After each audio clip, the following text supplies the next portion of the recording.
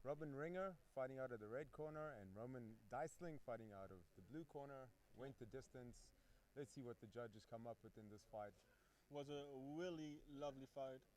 Yep, the referee in the middle is Hendrik Schramm. He will raise the winner's hand as soon as we get the scorecards counted by the judges. So we're just waiting for the scores, and then we have the... And in steps results. Oliver Quant, Yeah. who's the ring announcer. Quant. So was a really good fight. Ladies and gentlemen, Awesome after 3 fight. rounds of action, we go to the scorecards for decision. Yeah, we're live. Okay, perfect, man. Everything seems to work fine in technique. By majority decision, a draw. Oh, okay. It's a draw. Very likely a draw. I could see it as a draw, perhaps, but at some time of the fight, maybe. But seeing Roman I can ending hold. that strong, I think thought Roman with the 3 sweeps and the takedowns there, and he landed some good shots. Yeah. But it depends on the other rounds. Yeah, you know? Like you could have the first round could have been a draw. Yeah. The first round maybe I think was a draw, but this. Or second round could have been the round of Robin. Then it's the last round, the round of Roman. It's never easy to you know count on the especially judges. without like any knockdowns and no real dominance. You know, like the last round was pretty not dominant. All the fight fans watching live on YouTube. The other rounds. Welcome at the Fight Club in Rathenow, Brandenburg, Germany, for Day of Destruction 50. We are looking forward to the action-packed evening with 12 fighters, 7 Muay Thai and K1 bouts. The Punjab Newcomer Challenge 2021, the 4-man Muay Thai tournament. And in the main event of the evening, Santalahti versus Atti, unfinished business will be settled and a new world champion will be crowned. Day of Destruction 15 is presented by Wsca Promotion and Peter Weiss, sponsored by RDX Sports and MuayThai, sanctioned by the World Full Contact Association WSCA, except for the main event, sanctioned by the World Kickboxing Network WKN. The supervisor today is Oscar Vogt. Our judges scoring at ringside are Johan Dedera, William Uslu, and Oscar Vogt. And when the action begins, our referee in charge is Hendrik Schramm. So here we go, kicking things off on the main card with the German edition of the Punjab Newcomer Challenge 2021. The 4-man Muay Thai tournament in the WSCA Middleweight division for a trip to Thailand, including a 2-week training camp at the Punjab Gym in Koh Samui and a fight at the Buncha Samui Stadium. So let's get going. The first contender, please welcome, representing for Fight Rathenow, Sebastian. So yeah, now in the blue corner, we have a fighter entering. He's from the home gym, the hosting gym for Fight Rathenow. His coach is Peter Weiss, legendary Muay Thai fighter and Muay Thai organizer and a really big name in the German Muay Thai scene. Interesting. I'm so excited to be here with you, Justin. Me too, mate. Yeah, it's an honor and a privilege to be here. This is my first time commentating on fights in Germany. So yeah, this promises to be a good fight. Looking at the 2 guys warming up backstage, this should be a cracker. I'm looking forward to it. Yeah, I'm looking forward hosting or commentating the fight night with you too, man. It's awesome having like a Muay Thai legend or Muay Thai, a well-known Muay Thai fighter and persona in Muay Thai like you here with me. Maybe tell the people out there something about you. Who are you? Why are you so well known, man? What did you do for the Muay Thai scene? Which positions did you take in?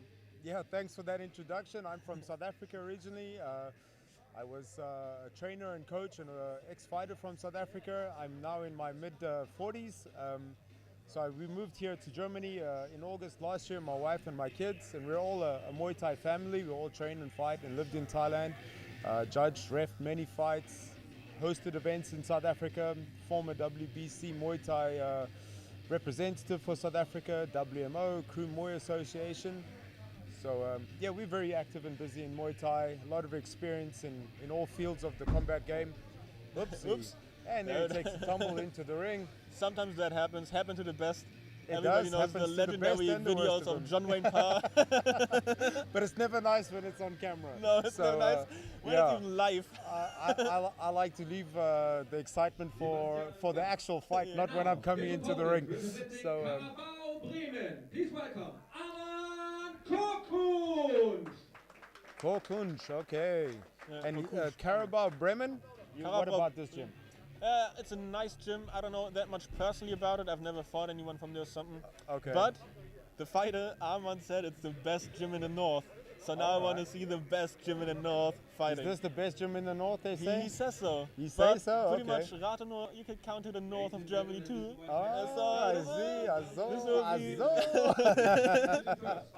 Okay. Blue corner, holding a record of 6 wins, 2 by way of knockout, and 1 loss. He's standing 176 centimeters tall, weighing in at 70.4 kilograms. Fighting out of Rathenow, Germany, Sebastian Gall! And his opponent fighting out of the red corner, his undefeated record, 2 wins in 2 fights. He stands 175 centimeters tall, weighed in at 71.2 kilograms. Fighting out of Bremen, Germany, Arman Korkunc! So we see a slight difference in the experience of the fighters. Like the one has 7 fights, the other one 2 fights. But it doesn't have to mean anything. This doesn't It's mean not- much it's not at this level. Just a yet. big amount of fights. Yeah. It's just, I can see just by Arman Korkunc, he don't come in with the Prajit or the Moncon on his head. So he's still maybe new to the world of Muay Thai. His coach is asking him to just to walk around, meaning he don't actually know a Y crew. So this gives you some sort of understanding of where the fighter is coming from in his mindset about Muay Thai. Muay Thai is a long history with the Y crew, as we can see he's doing now. One is very traditional, and the other guy's, he.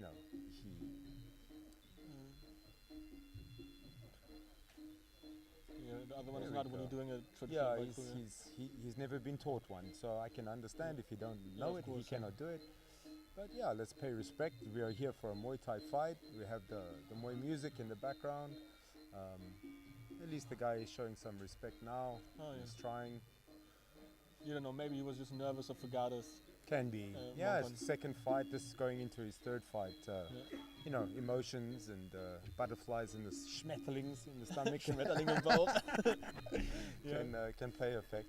But yeah, it promises to be a good fight. Generally, when you're third and fourth and fifth fight, the guys are hungry to win, and if they're hungry to win, they can put on a good performance. You're always nervous at the beginning of your fighting career. Every fight, man, it's never easy. So now I'm really looking forward to this fight. It's the first fight of the tournament, the Puncher Challenge. Okay. The winner of this tournament, it's a 4-man tournament. The winner wins a trip to Thailand, training so camp. this is the semi-final. And This is the semi-final. Okay. Final, the first Okay, semi-final. cool. First semi-final of the night. So All right, here you can let's see go. the stands. Look at the stands. Arman From Arman. Korkunc in the black and red, and Sebastian Gus is in the white and black. But Arman has like. Arman starts quick with a lot of kicks, man. I like that. Yeah. They're both looking pretty good condition. Yeah, so, man. I Both don't- look really fit. fast Oh. hands. But Arman looks good kick. sharp, man. Arman Very looks sharp. sharp, man. He looks quick as hell. Good switch kick. Oh, man. Nice. Yeah, if they're both fit, they should. This should go the distance. They Oh, shouldn't this was a gas. nice high kick.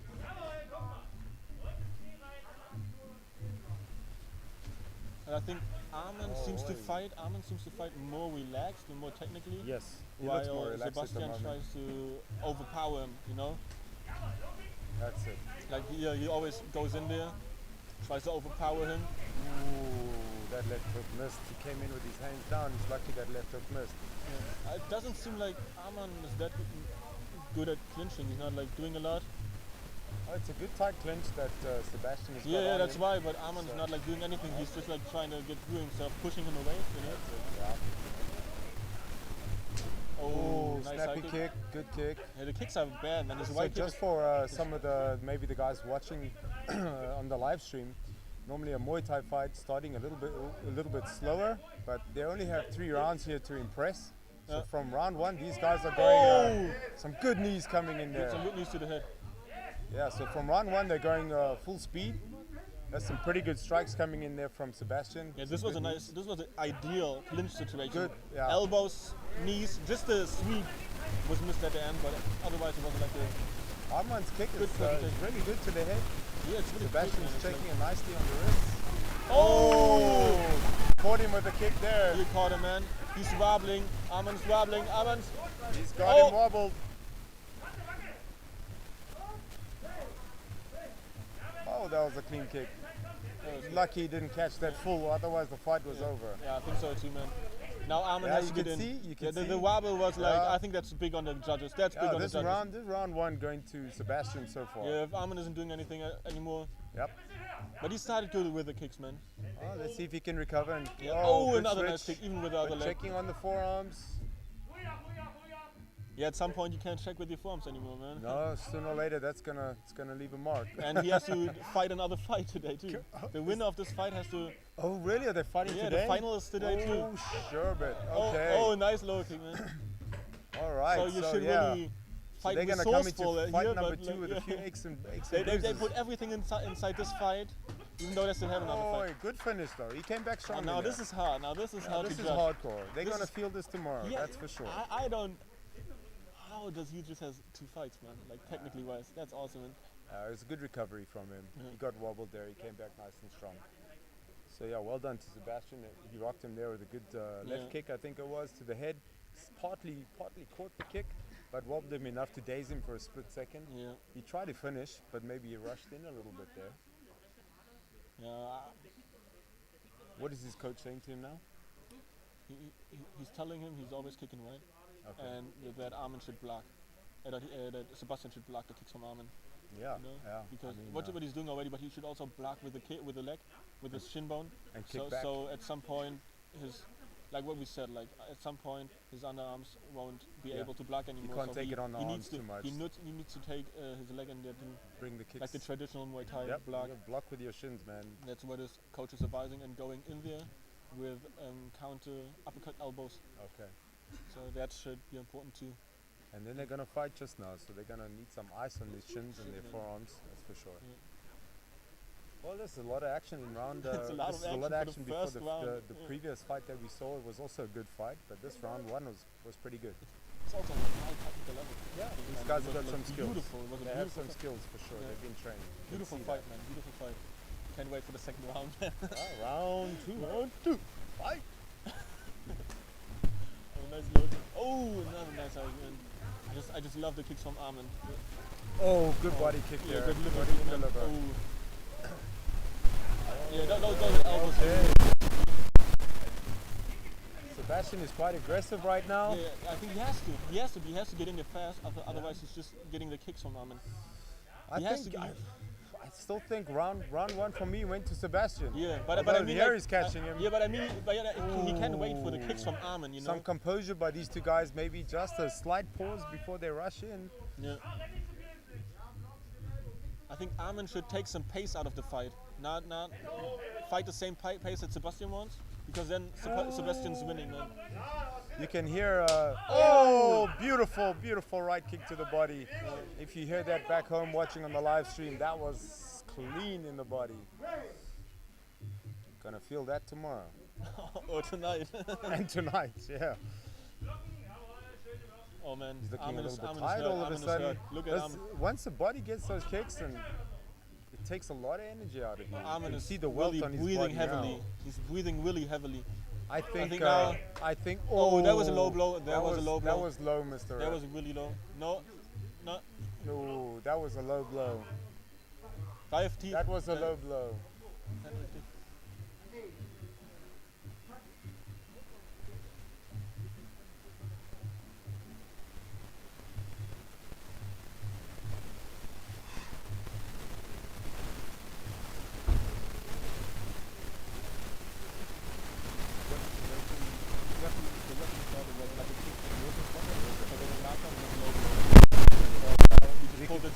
Not counted. Okay, good. That's very good refereeing. And he is an awesome ref, man. Yeah, that's very good refereeing, because we saw that from close up. That was. Yeah, I've never seen. Oh yeah, now that sparked some fire in him. Well, that's good to see. Man. Come on, good. That's what we want to see. Some good really action. Good, good takedown there, but. Man, that's and he was flying there. He was flying there out of nowhere.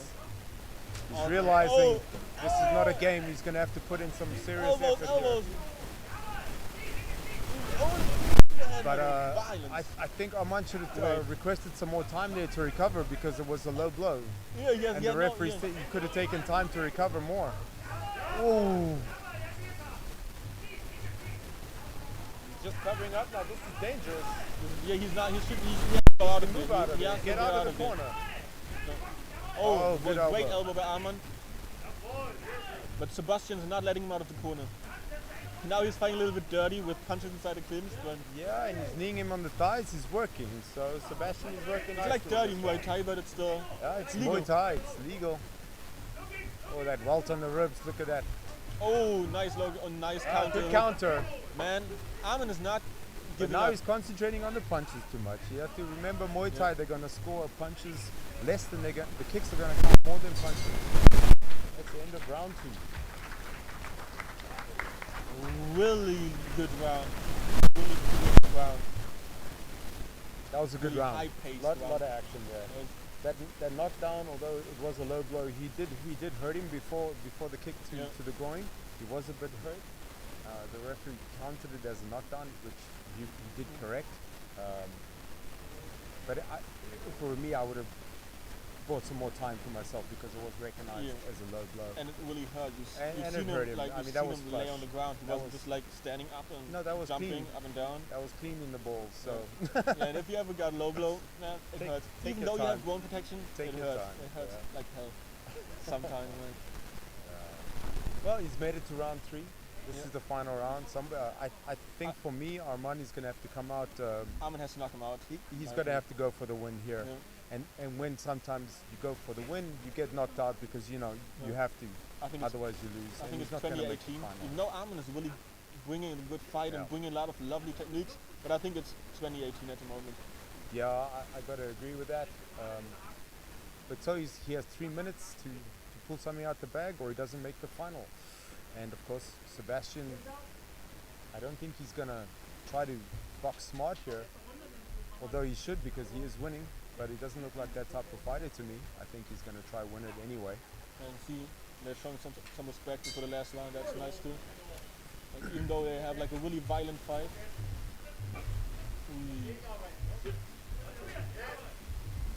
But no matter who wins this fight, the fighter will go into the final hurt. Feeling it. Yeah. Yeah. But for that reason, we have a reserve fight too. That's the third fight of the fight card.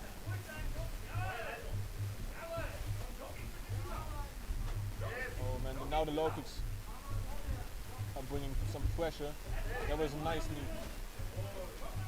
He's working in the clinch as well as Sebastian, so he's scoring a lot of points, even though it's not really hurting him. But he's throwing the knees. He's doing 2-1. So. Oh. Was it a knockdown, was it? Or no knockdown. I'm not sure. No, it wasn't a knockdown.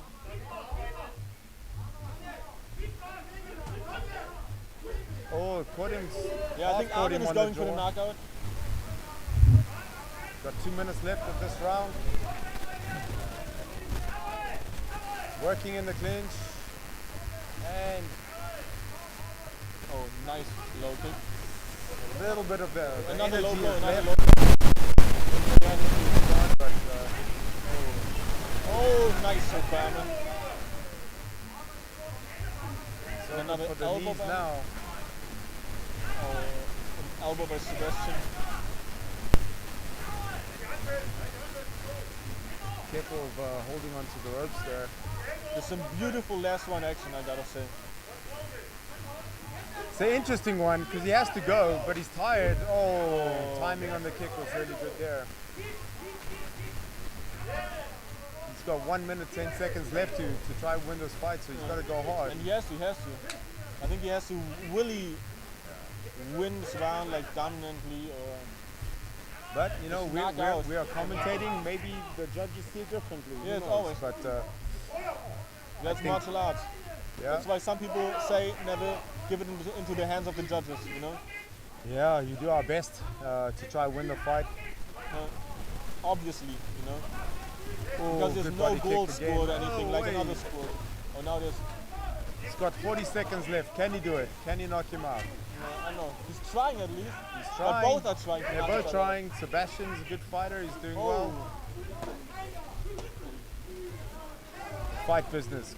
Not for ordinary people. Oh, good elbow there. 2 elbows. Wonderful elbows, yeah. Just glancing by, unfortunately. Another elbow. Oh, good left hook kick combination. Good kick to the Brilliant. body. Great work. And even though he's like really, That was really good. it looks like he's dead already. 10 He's seconds really to putting go. a lot in there. What a good fight by these two And young this is guys. such a high-paced fight. From Great the fight beginning for of the both of fight them. to the end of the fight. 9 minutes of pure violence. This is pure Muay action. Thai from 2 young guys. Really good fight. Nice Yeah. to watch. So This we'll is- see This was who. a nice fight. The second nice fight, to be Yeah. honest. Like, So far, so every good. fight is good. And So from the winner of this goes to the final, yeah, the winner of this goes to the final. and he will be coming up against either Nickolas Srdic or Hedi Tej. Yeah, How do you pronounce this one? Hedi Tej. I would Tej, pronounce it the okay. same, but I'm not Hedi sure. Tej, Who Nickolas knows? Srdic. Okay. Yeah, this is the next fight coming up. So the winner of this will face either of those 2 guys in the next fight. Yeah. They're gonna feel it after tonight. That trip to So, Thailand is yeah. gonna be worth it. Yeah, that's it. It's not just like about a win here. It's about winning a trip to Thailand, training camp Thailand, and a fight in Thailand. That's just the Yeah, you know, opportunity. I- every person that trains Muay Thai or is into Has to do it, you know. has to go to Thailand once in his There are lifetime. many guys that cannot do it for many different reasons. Yeah. But if you can make this trip, it's the Ladies and best thing gentlemen, You for should you always to do it, yeah. We go to the scorecard for decision.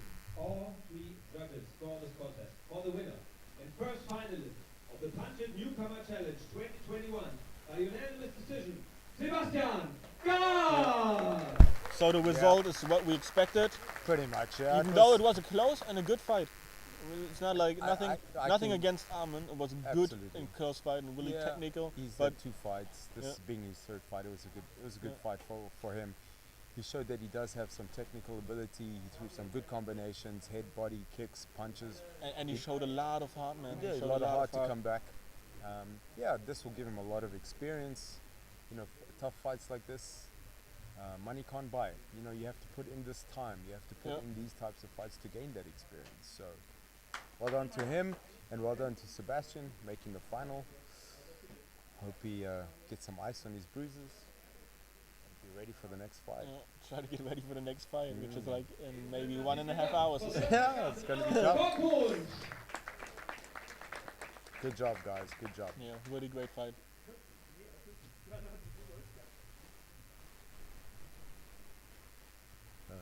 It's-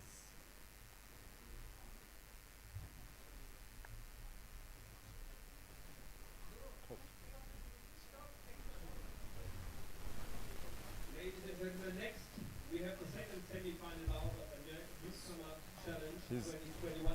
He's out. Presenting Yes, the yes. first Okay, fighter, so he's the. Okay. representing Tigers, Warriors, Gym Braunschweig.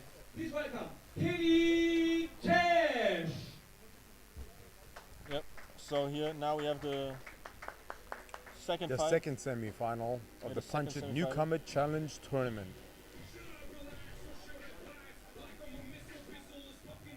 Hedi Tej, also weighing in at 71 kgs. He's from from Braunschweig. Braunschweig. Yeah. He's also from the same gym as the one from the first fight. Okay, right. Which is a pretty well-known gym. And he has been to Thailand twice before. He has been He, twice. yeah, he went to Bangkok gym Now hopping. his opponent, representing Fight Gym Nürnberg. Please welcome Nickolas Srdic.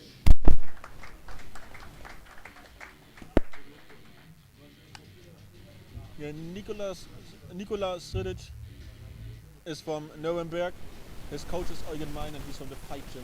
Okay. And he goes in there with a t-shirt, like the tattoos you've seen before. Yeah. People out there, the tattoos Hey you've seen man, before. I you bought can a t-shirt like that I way have back like in tons of 2010. t-shirts. I have the same t-shirt, like Yeah, twice. I have a white one, a brown one, a Yeah. blue one. You Been can- there, bought the t-shirt. How about the Sangyans? You don't have to wear them as a tattoo. They also bring you the luck they are supposed to bring you if you wear them as a shirt. So also a really traditional thing.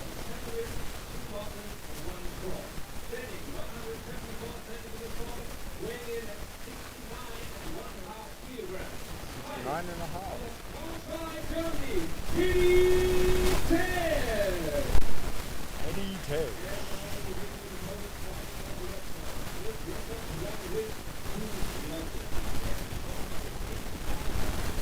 You can really smell the Thai oil in the air again.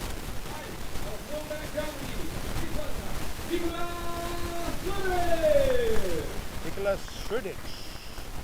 Nickolas has a lot of success in the bed. What's his fight record? You got his numbers there? Yeah, he has like 1 win, 2 losses. 1 win, 2 losses. That doesn't mean anything. And 7, 2 and 1. Okay. Yeah, Hedi Tej has 7 wins, 2 losses and 1 draw. So like just on the paper, Hedi Tej would be the favorite probably, but doesn't have to mean anything. Like These this look, is much I mean, these guys are young. Yeah. Anything can happen. This is a fight business. So this is the second semi-final. Winner of this goes to the final to face Sebastian Gas. Yeah. It's a lot at stake here actually for these young guys. This is a big opportunity.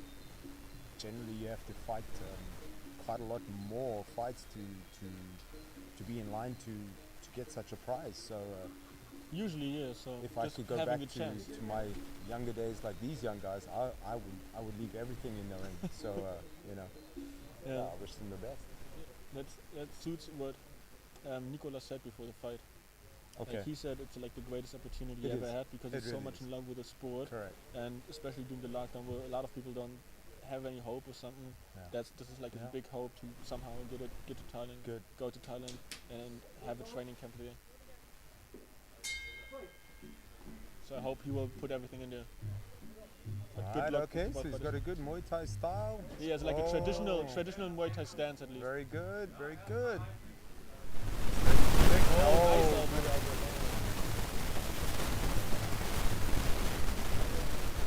good stiff jab, nice. Like really traditional Muay Thai. Oh, nice elbow. Srdic. 2 nice elbows. He's got a nice stance going for him there. He's looking very Muay Thai. Yeah, that's like this is like what traditional. I really like this style, man. Yeah, I really like this stance. too. Hardcore traditional Muay Thai stance. What's his home country? Home country? I don't know. But it looks like his name looks like it's somewhere. Srdic? Yeah. Somewhere East European. Yep.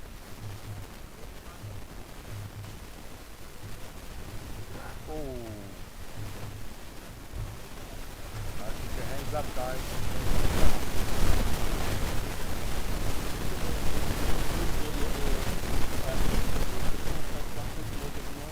Yeah. Because he's like way better on he's distance, much like smaller. you've seen at the beginning. So Nickolas Srdic fighting in the red shorts, and Hedi Tej is fighting in the blue shorts. And this is the pace you usually see at the beginning of Muay Thai. Yeah, Fight. this is a bit slower, and this is what Nickolas is. Slip. A lot of people are slipping already. Ooh, nice right kick and punch.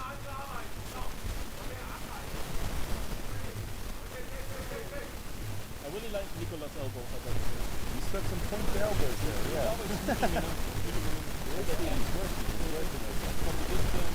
The taller guy, so the short guy's coming in, so all he has to do is just lean in, twist the hip, and the short guy's going to eat the elbows because he's coming from, from the north-south position. So. I fought Chayo, the Thai giant in Thailand in 2017, and he's a good 1.5 feet taller than me. I went low and high, and he came down with the elbow and gave me a big cut across the forehead. And then the blood stoppage, so I know all about fighting against tall guys. It's not a pleasure usually, but being a small person too, it's like also pretty nice. Because you can have more good pressure kick, more on the kick, clinch. There. Nice feet. Oh, there's That's that tricky elbow again. He's got some moves. He looks a little bit more experienced to me than 2 fights. 3 fights, 1 win, 2 fights, losses. but like 2 losses. Yeah, not so bad. He looks pretty confident to me. He looks for 2 losses. He doesn't look too phased. He looks quite relaxed. He doesn't look like stressed or anything. End of round 1. Looking from a traditional Muay Thai position, I have to give it to. I give it to round 1 definitely to Nickolas. Yeah. Definitely. Just the elbows and knees, the clinch game. He definitely landed more. Maybe not everything so effective, but he landed more, and a really good style. Yeah. So for the guys back home watching this and listening to the music in the background, this is a traditional Thai music that you'll hear at all the stadiums in Thailand. When you're having a Muay Thai fight, this is the music you should be hearing. The music is to ward off evil spirits, to keep the guys injury free.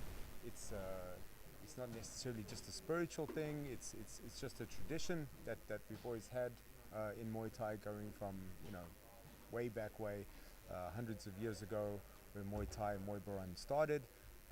It has a lot of culture and history, Muay Thai, where kickboxing and other sports are relatively new in comparison to Muay Thai. So that's the music you're hearing in the background.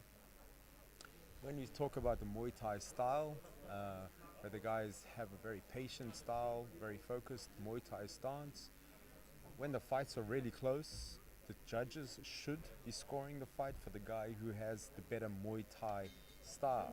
Yeah. And which is what I wanted to add to the music. Yep. The music usually increases, and the tempo with the round. Correct. And the fighters should fight with a tempo usually. So the later the fighters should fight quicker at a higher pace. Yeah, here we only have 3 rounds, so this music should be a lot faster already. Yeah. So this should be the 4th round. Yep. Good clinch work here. The referee steps him back. Good, 1-2. This jab is nice, man. Yeah, he's got a long reach, much taller. Nice elbow again. Yeah. But he's leaning in there nicely with elbows, but he's coming in, but he should follow up with some knees after that. Yeah. Or maybe just and then knee just right clinch after and that. Then knee him, or sweep elbow him. And then clinch and knee. Because he seems to have the superior Muay Thai. He does. The So style is use more it, Muay Thai. sweep him, because sweeping is a Muay Thai. Oh wait, caught him there nicely with the elbow. He ate that elbow really well.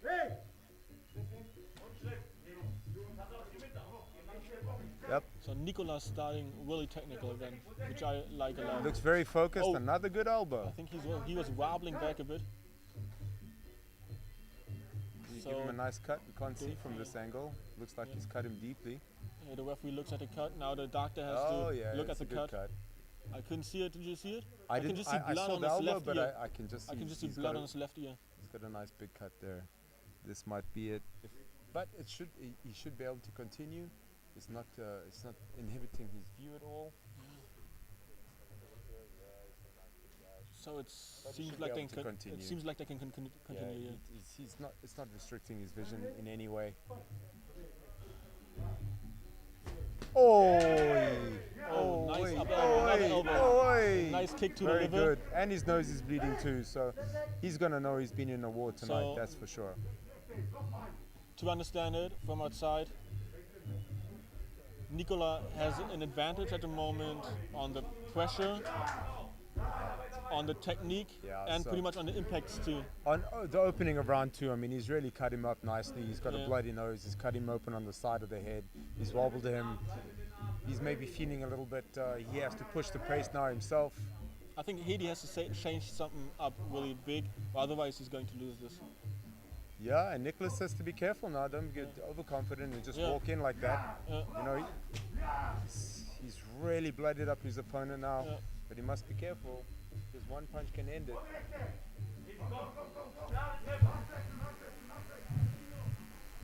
As we would say. Lovely kick, lovely roundhouse kick. And another elbow sneaked in by Nickolas. Yeah, he's got some nasty elbows on him. Those elbows are nasty. I love him. He's cutting him up even more. The ref's going to ask him to see this again. Yeah. Now his nose is... Hey, look, I mean, I've seen worse fights. I've read some fights where I've been covered in the front. But you have to... If he can still see and he's still good to go... But you have to take into consideration the fighter's safety. Yeah, for sure. Okay, so TKO win for Nickolas Srdic. Hear what the ring announcer has to say, but that was a good showing of some good skills there from Nickolas. And he's also really humble in his win and absolutely. really respectful. It's a good Muay Thai style. Yeah, it's a good Muay Thai style. Instead of celebrating, he went to his opponent first and thanked him this for is what the fight. I love about Muay Thai. For me, He's a true Muay Thai guy. Yeah, I think you can beat each other up, but it doesn't mean you have to hate each other. Yeah.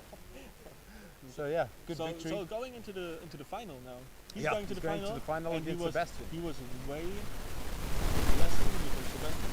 Should be. Sebastian is gonna go into the final feeling a little bit more battered and bruised, that's for sure. So but in I the final, think the final is gonna be interesting. Yeah, Here we've got a tall, very dangerous guy with his elbows versus a more aggressive, stockier guy. And we have like a traditional Muay Thai style against maybe harder, more modern and more modern Muay Thai style, yeah. even maybe. Yeah, let's see how it goes.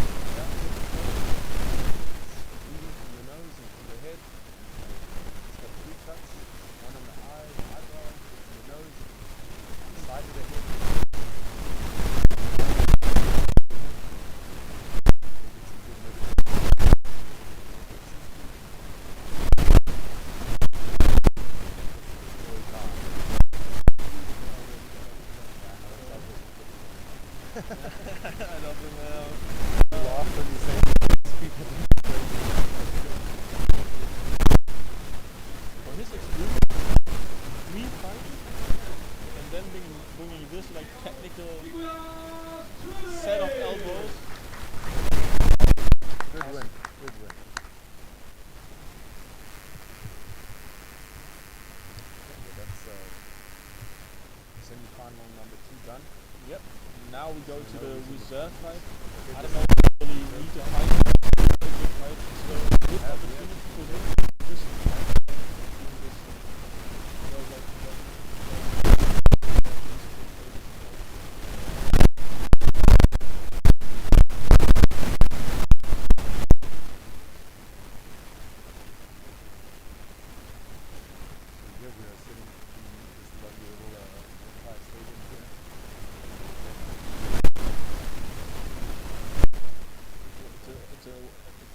first, or maybe even the only wooden wing in Europe.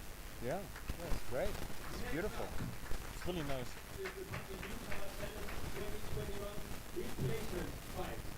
The first fighter for this one, representing BSB Rostock, please welcome Puffinrod.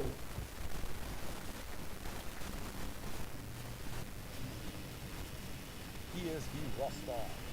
From Rostock, northern Germany.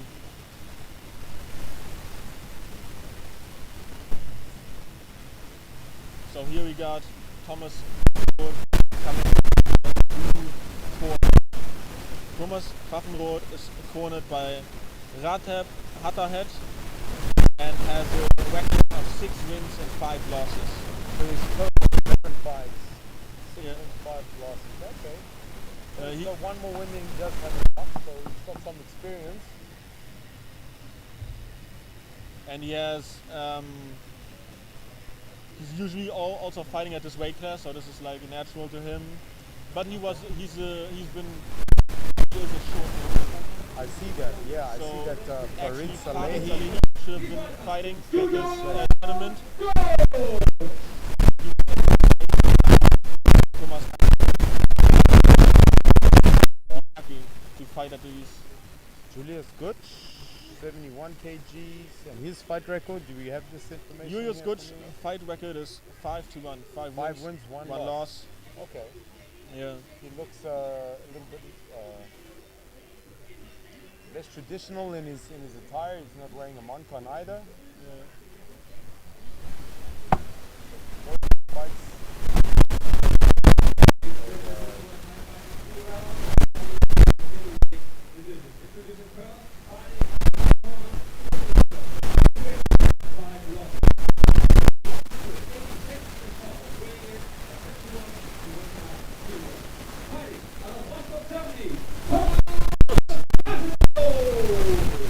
Thomas looks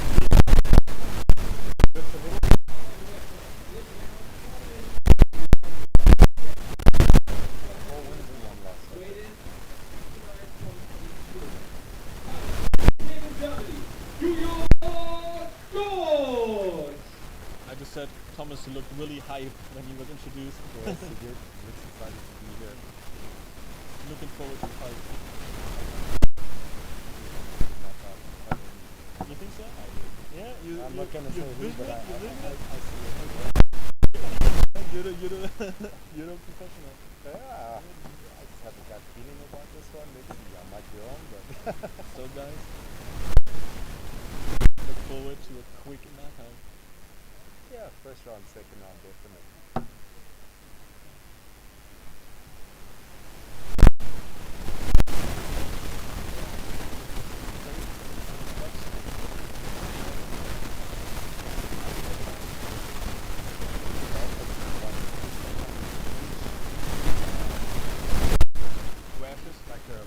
Like a rash. It's like a rash burn.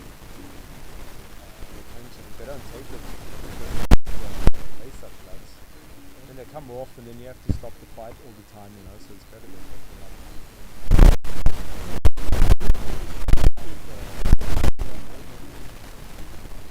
Do you want to tell us something? Like when we see this special, do you want to tell us something about this tradition of Muay Thai? So he's doing a wide crew.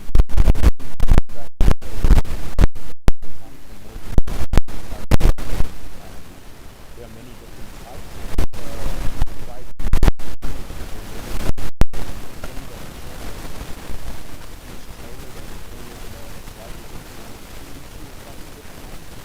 But there are wide crews, like the run that everybody can learn. See and to learn. But it's best to learn from your gym, from your trainer and coach, the one that he's learned and the one that he teaches. The reason for it is to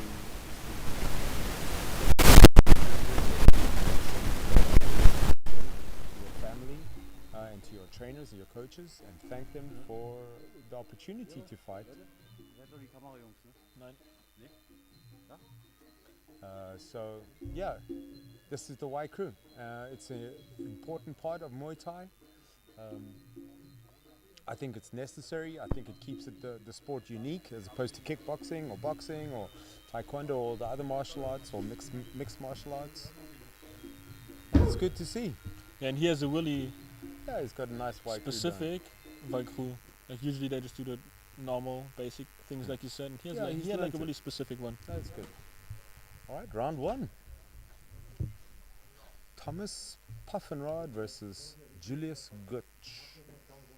Julius fighting out of the green shorts and Thomas fighting out of the black, white and gold shorts. Julius really looking intense, man. Yeah.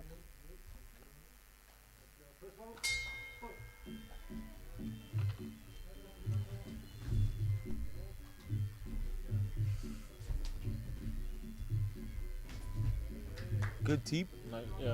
Nice teep. I wanted to say that keep his opponent off balance. And nice checks the blocks kicks. too. Oh, nice blocks good. too. Another nice check. Oh, a nice counter kick. Oh. There's a left hook to the chin. It's again a pattern we saw before, like a quick fighter against a traditional Muay Thai fighter, you know, like a K1 style against a Muay Thai style, a bit of Muay Thai style, but it's not really that close to the Muay Thai style from Nickolas. Like not that sober and clean. Julius definitely has power in his punches, you can see, and he's trying to throw it with a lot of intention. Where Thomas is keeping his Muay Thai style, which can work for him, but I think he might be a little bit outpowered here by Julius. If Julius lands, I think this fight is over. Yeah, especially with the different chances of training they had, or with the different preparation time they had. Correct. Because Thomas Puffinrod, to say it again, is a short notice. That's it. Good clinch. Option. Sweep. Yeah, you know, when you're coming into a fight as a replacement, you really want to impress as well, because you don't have a chance to make the final unless somebody's injured, but he still wants to put on a good show. It's still an opportunity to fight. Absolutely, it's an opportunity to fight, and you know, people are watching this, and he gets another opportunity soon. So let's see.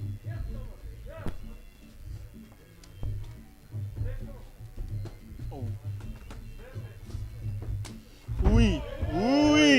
Very nice. Good nice sweep. sweep, man. I love that. So if you guys watch it back home, that's a really good technique. Sweep there. He landed, and a little bit of his head hit the canvas.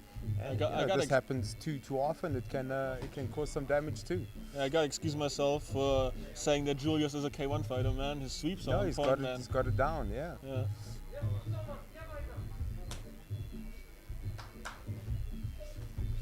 I don't seeing Thomas having an answer for the techniques or for the power and the pressure from Julius. He's got a good style, but I just, anyway. He's always going in there without like throwing anything. Like he's going into distance without throwing a punch. He started well. He kept the game plan working. He's just keeping his chin a little bit too high for me.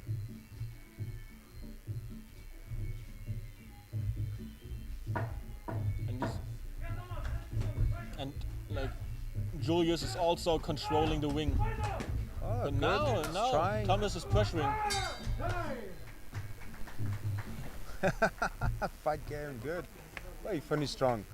Yeah, that's good. So round 1 KO didn't happen, but I did maybe. Let's just keep his chin down and his hands up. Because I think if one really good punch lands from Julius, or a couple punches,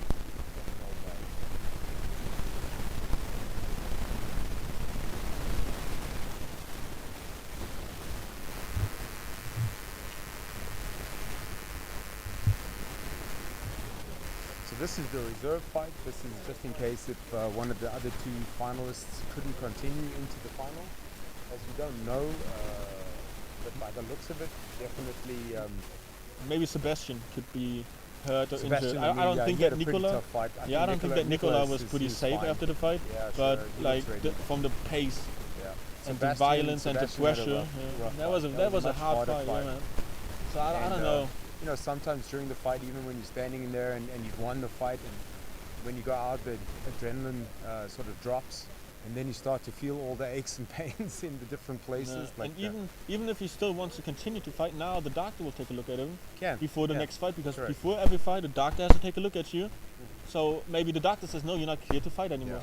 So I'm glad that they have a replacement fight, because it's never nice to go into the final and win by default without actually winning a final. So this way they will always have a fight for the final.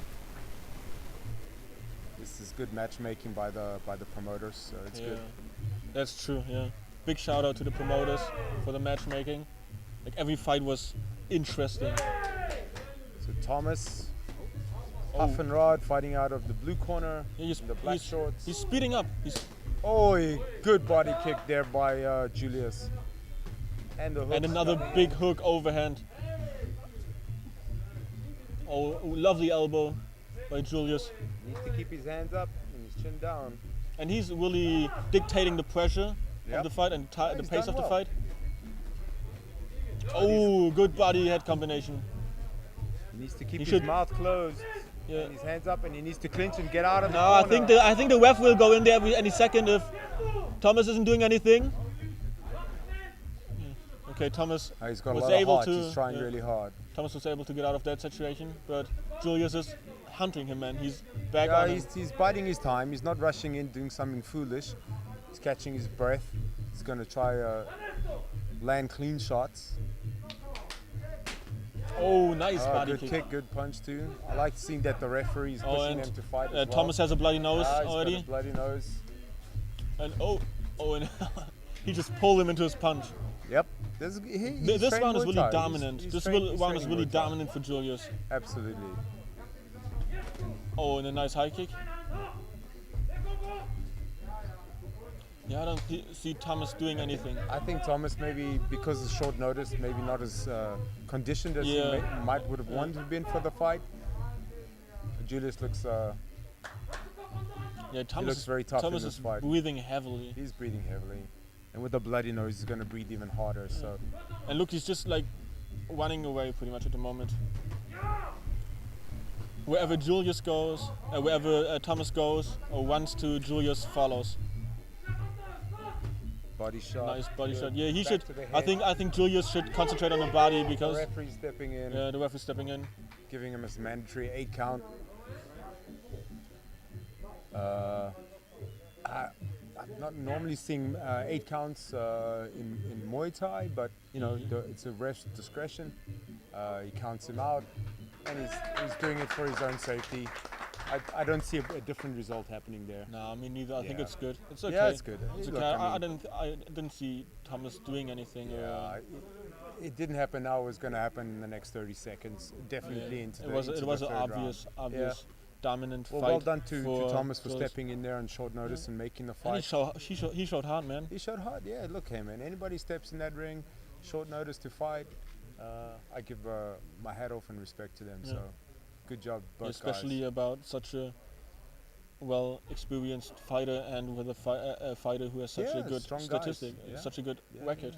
So he's now 5-1. Is Julius Kutch is now 5-1. Coming into this fight, he was 4-1, and unfortunately for Thomas Puffinrod, he is now 6-6. 6 wins and 6 losses. Ladies and gentlemen, referee Henrik Schramm has called the stop to this contest at 2 minutes and 20 seconds at the second round. Declaring the winner and replacement fighter for the Punch and Newcomer Challenge final by TKO, Julius Gold! Good job. Good job. I think it was a good decision by the ref. I think it's totally fine. Yeah, he called it. Okay, he could have let it go on, but I think it wouldn't change anything. Inevitable. Yeah. The round was so dominant. For sure. Look, he has problems getting out of the ring too. Ladies and gentlemen, next up is a special CARABAO presentation. Oh, okay, cool. No, that's something you can tell me everything about because I don't know nothing. I will tell you in a bit. Yeah. Please welcome Arman. Kustler! So tell me, what does this mean? The suit, what he's doing, everything. Okay, so Assistant Grandmaster Ralph Kustler from the Crew Muay Association in Thailand, which I'm also registered as a crew. Krabi Krabrong is where they are fighting with swords. So this is as more ancient than Muay Thai. You know, before Muay Thai was around, they were fighting with sticks and swords, and Muay Thai. So this will be a demonstration by Grandmaster Ralph on how they would fight with swords. So his attire that he's wearing is a traditional Krabi Krabrong attire, which is similar to the Muay Baran attire. Let's have a watch and see. And the words he's saying aren't Thai, I expect. The words he's saying, yes, they aren't Thai. It's like all Thai. It has similarities to the Vaikru. Yes, he's doing a Vaikru right now. Oh, that's a Vaikru, okay. So it's the same.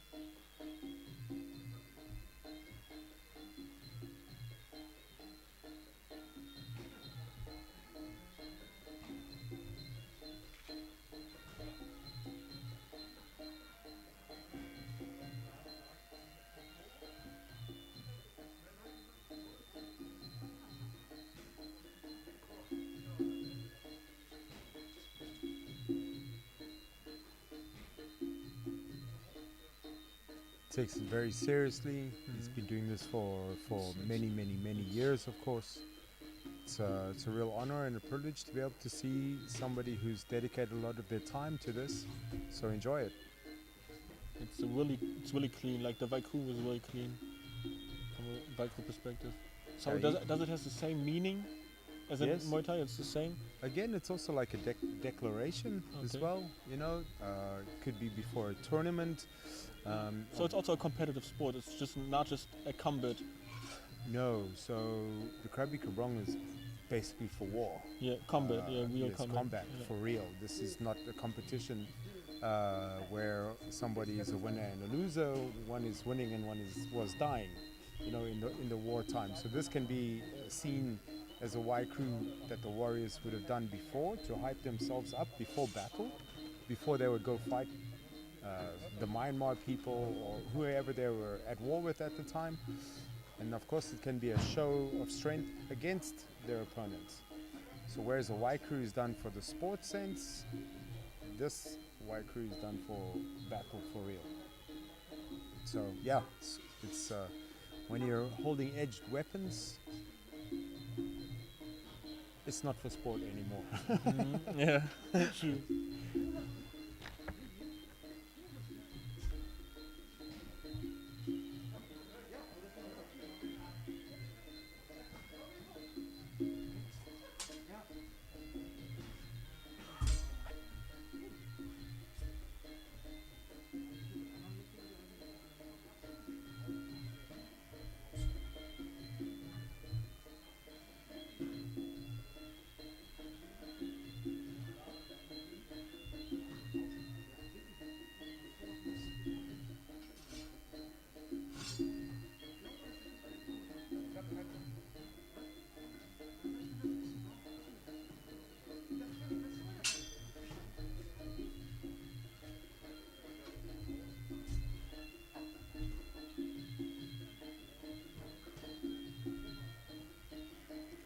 So do you know how old this kind of tradition is? Or how old this kind of... Is that a martial art? It's like really a combat technique or a way of... It is a martial art now, yes. It's definitely considered a martial art now because it's trained as in martial arts. He's a teacher of it, not too far from here.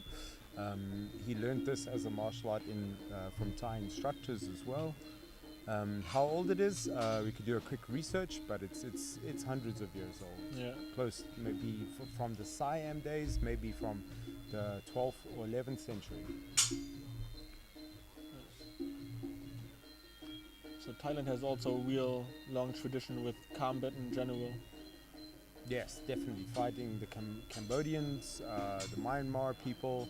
So Myanmar, they have Lethwei, which is very similar to Muay Thai in many aspects, where they're fighting the art of 9 limbs, where they're using the head as well. In Muay Boran, they also did headbutts allowed back in the day in different rules. So yeah, very good sport. And he's done. Yeah, really nice presentation and nice to see it. Dankeschön.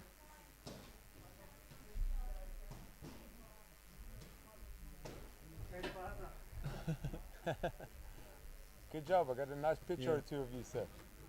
Thank you very much, Mr. Arman, Ralf Kussler. Thank you. Big shout out and thank you to Ralf Kussler. Yeah, you know, a man that loves the art of it, and those are the people. He was a good fighter back in the day too. If you do some research on him and you see his pictures, he's a really tough guy. Had some proper battles, some proper Muay Thai fights. So he's a good guy to know. From the World Muay Thai organization, he's a representative here in Germany, which I used to be in South Africa as well. So we will work closely together in the future with Ralf Steger as well, and everybody in Germany. We're working together to grow the sport of Muay Thai. So yeah, it's really good to be involved. The next fight, is it happening now? Is this a female fight, the K1 rule fight? It should be a K1 rule fight between Tiziana Olmo and Pia Peters. Yeah, a fight to 58 kilograms. 57.8 and 57.2, is that right? Yeah. Okay. Now we're just waiting for the introduction.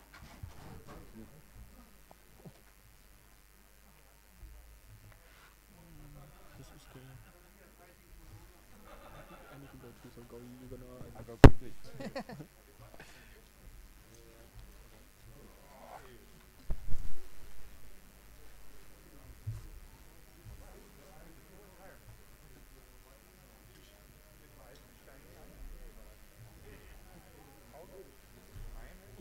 Pause oder Pause?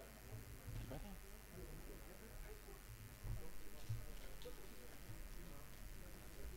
Kannst du irgendwie fragen, wann Pause sein wird?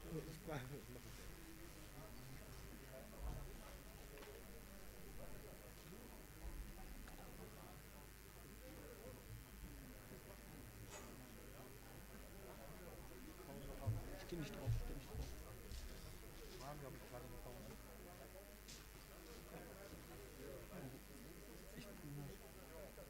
Ladies and gentlemen, next up are 2 female fighters facing each other in the one and only K1 bout of the evening. Please welcome the first fighter representing Fight Gym Nürnberg, Tiziana Olmo! So now we have the female fight of the night, the only female fight. It's under K1 rules. It's Tiziana Olmo from the Fight Gym NÜRNBERG under the coach Eugen Mein. It's the same coach as from Nickolas, who had like this beautiful Muay Thai before today. And she's fighting Pia Peters, but first Tiziana's coming in the ring. We're just waiting for her to enter.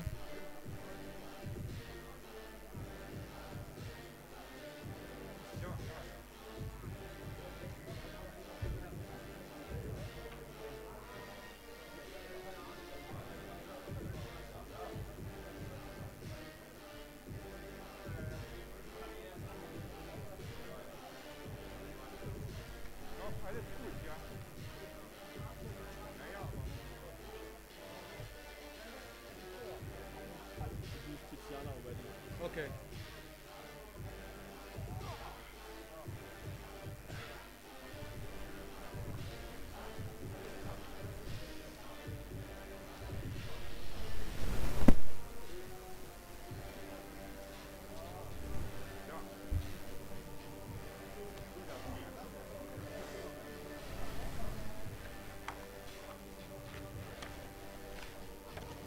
Okay, I'm back. So, as my colleague Justin B. Good has gone to toilet break quickly, and we're waiting for the female fighters to come out. This is a K1 fight.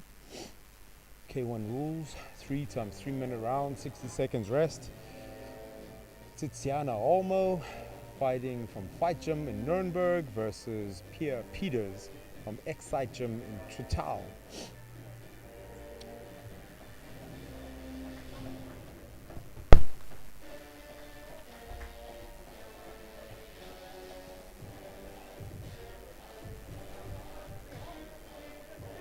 Tiziana Olmo. Now, please welcome her opponent, representing Excite Gym Tritau, Pia Peters. Pia Peters making her way to the ring.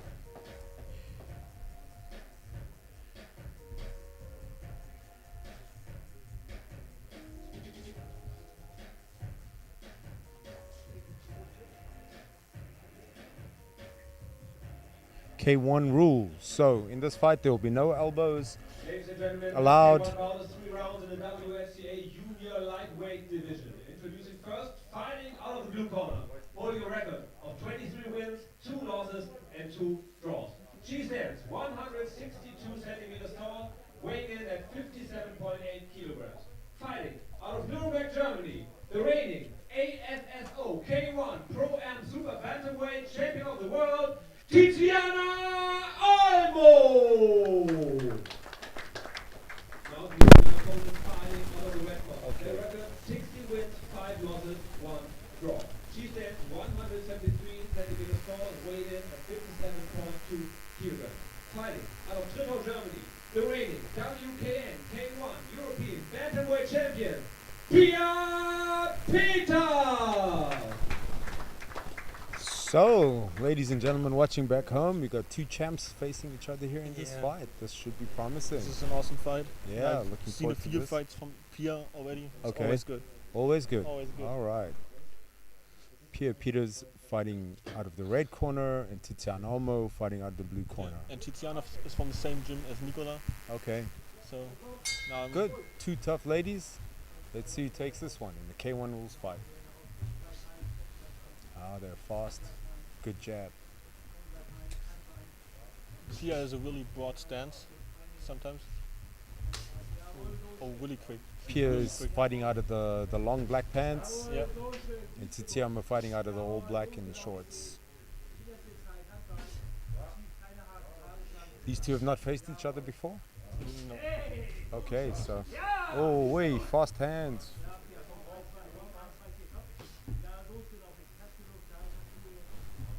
I think Pia has a slight height advantage. Yeah, she's definitely got a height and a reach advantage. She seems to be more calm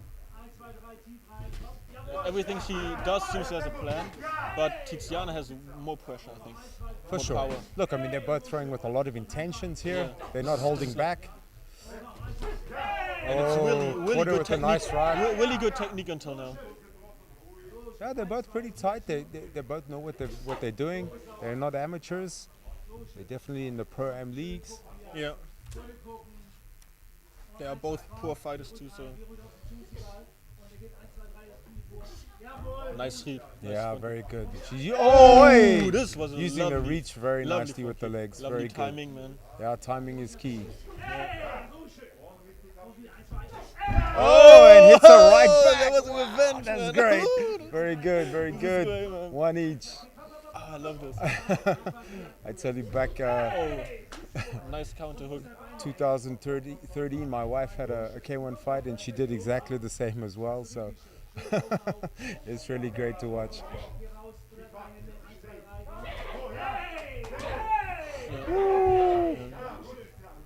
This is a very good fight so far. Really technical fight. Yeah. Really control too. Oh. Yep. Again, 3 rounds, so you have to win at least 2 of the 3. And this is not really that like that typical K1 that it's just slow and controlled. No, but this I love is it. very you can aggressive. see that they This are is both good. like from a Muay Thai background.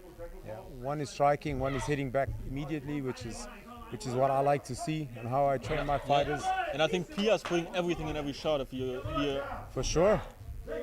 how she moans after the kicks and after the punches. Yeah, it's a really high pace, so hopefully they're not gassing in the 3rd round.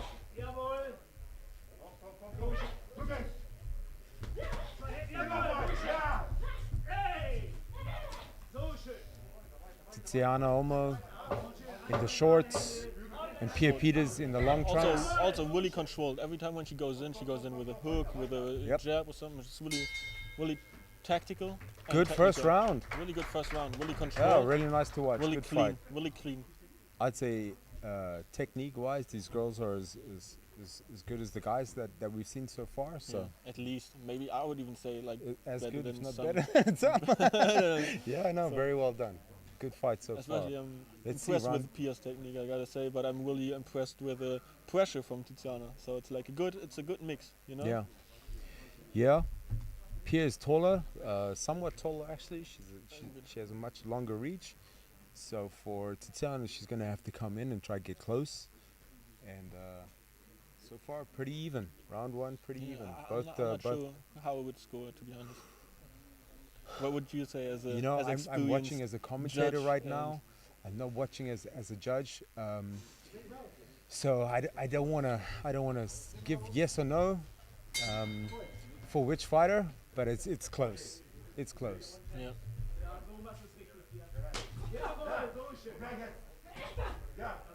That's it. So one is throwing immediately.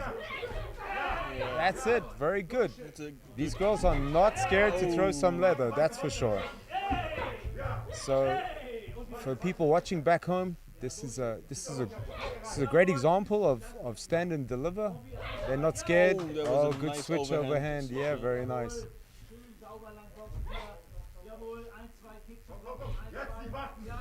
Just get out of the corners. Yep. K1 rules, continuous clinch not allowed, so they will clinch and strike. But then the they'll referee have to didn't even break. have to go in there. He used his break it up. voice. Yeah, So he used his voice very good. So the fighters are really controlled, really Yeah, disciplined. they know what they're doing. They're not gonna do something stupid to get on the bad side of the referee. I really like how Pia is punching in the inside, on the inside, then going out with the punches every time.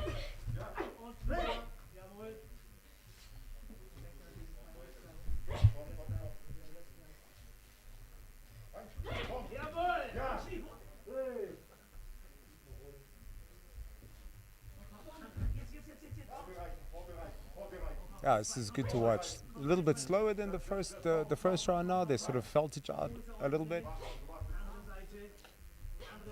You can see the kicking style here is very much K1 orientated, low kicks, not so much body kicks. It's like you would in a Muay Thai fight. At some point, I always think they're out of breath, but then they exchange. Yeah, then they bang, they explode again. Yeah. And they exchange clean, so they can't be out of breath, you know.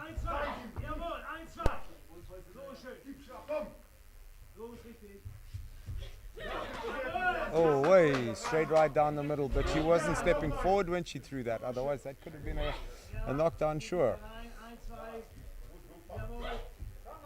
Yeah, but very good kickboxers here, I can tell. Her coaches tell Tiziana that she has to start pushing. And I think that's accurate in this round, because I think Pia's taking over this round. I'm looking at the amount of scoring on the legs from Pia, which is points. And this is what it's about. If you're not going to win by KO, you're going to have to win by points. So good job from both of them.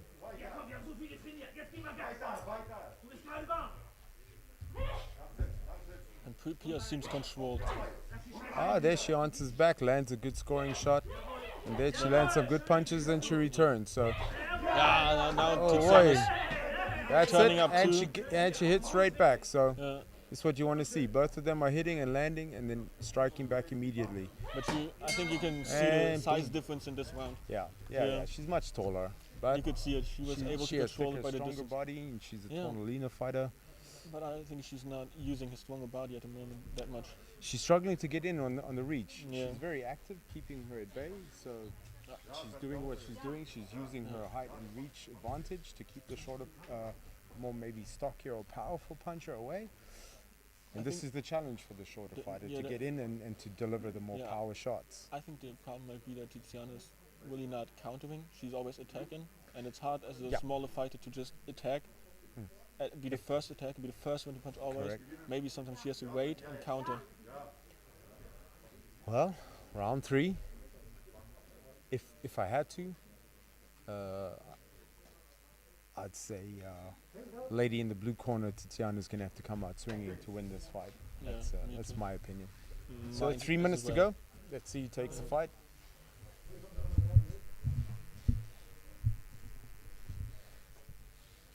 And the wing is cleaned quickly. Entschuldigung. Right, final round of this K1 fight between these two very talented and efficient kickboxers. Oh, good striking. Pia's so quick, man. Yeah, she's very fast. Very quick. Woo. The thing is, and she's so violent.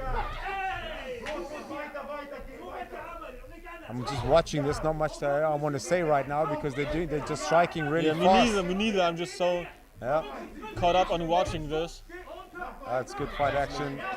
Just beautiful and easy to enjoy.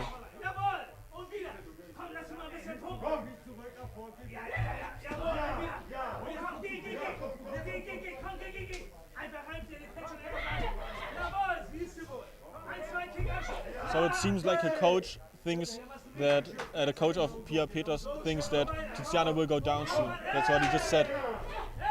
I don't know about that. Yeah, me neither. She seems hard. But he's talking confidence into his fighter and doubt into the opponent. I don't think either of these girls are going to get knocked out in this fight. No. I think it's going to go to the judges. They're both very tough. But I think Tiziana needs to knock out Peters to win this fight. Oh, nice front kick by Tiziana. Oh, nice counter now. Now she fights like she should have fought before. She's fought really well. Pia, she's kept her at distance. Frustrating to be. Wonderful very timing good. again. Yeah, just like the first round, she did it. Now can Tiziana come back?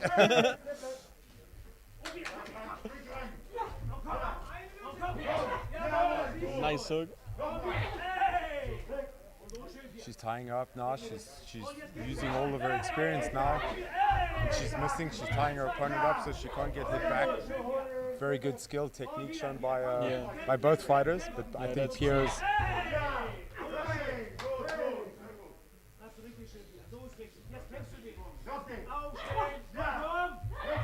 Nice front kick by Tiziana.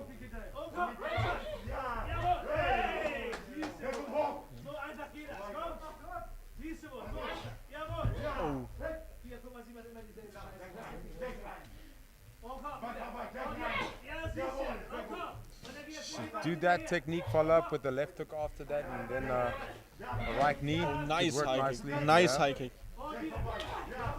That one just misses. Nice Good front kick. keeping her away, using the distance really nicely. Yes, she's 10 really seconds keeping to the go. distance good.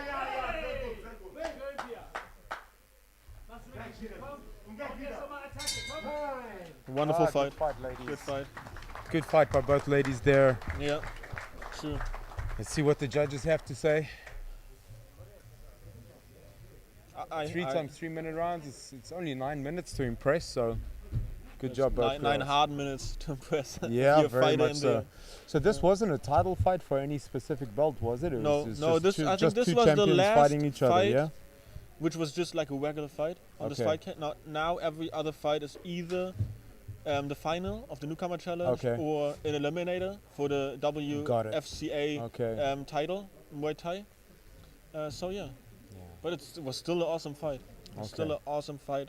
That was a good fight. Yeah, from both girls, Pia yeah. Peters versus Tiziana Olmo. Coming to the center of the ring. Let's hear what the ring announcer and the judges had to say about this fight. Looks like in the eyes of Tiziana. We go to the scorecards for decision. All three judges scored this contest for the winner by unanimous decision.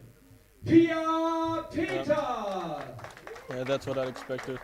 Yeah, it was a good fight, but she definitely outpointed her opponent. So, good fight, ladies. Please give it up Very one good more time fight. for the ladies, Tiziana Olmo and Pia Peters. They'll be back to the gym and keep training. She has a bright future ahead, both of them. Ladies and Good gentlemen, job. Our next bout is the final of the Punch-It Newcomer Challenge Oh, 20. Now we will see. Now we see how the first fight went for both guys, and if there are any owies from the first fight. But this should be a good one. Yeah, we got a very technical, very Muay Thai stance fighter. Representing Forfight Rathenow, please welcome Sebastian Gard! Yeah, So it Sebastian, seems like back in Sebastian the ring. survived the first fight. Yep. And now we have to see if he's able to put on another big show in this fight. This is the final, so this is what it all boils down to. Yeah. This is what he's been training for and fighting for, getting to this point. So, But does he Yeah, still have either- it after a violent and aggressive first fight? well, having a look at him walk out here, he's not looks- limping. He's not looking like he has any injuries. He looks He's got fit some except- welts on him, of yeah, course. except for some bruises on his head. Everything seems fine. Yep. He's Like, not cut, so some bigger bruises on the head, but that's okay, man. yeah. Nothing This is what bad, he no signed cut up here. for. Yeah.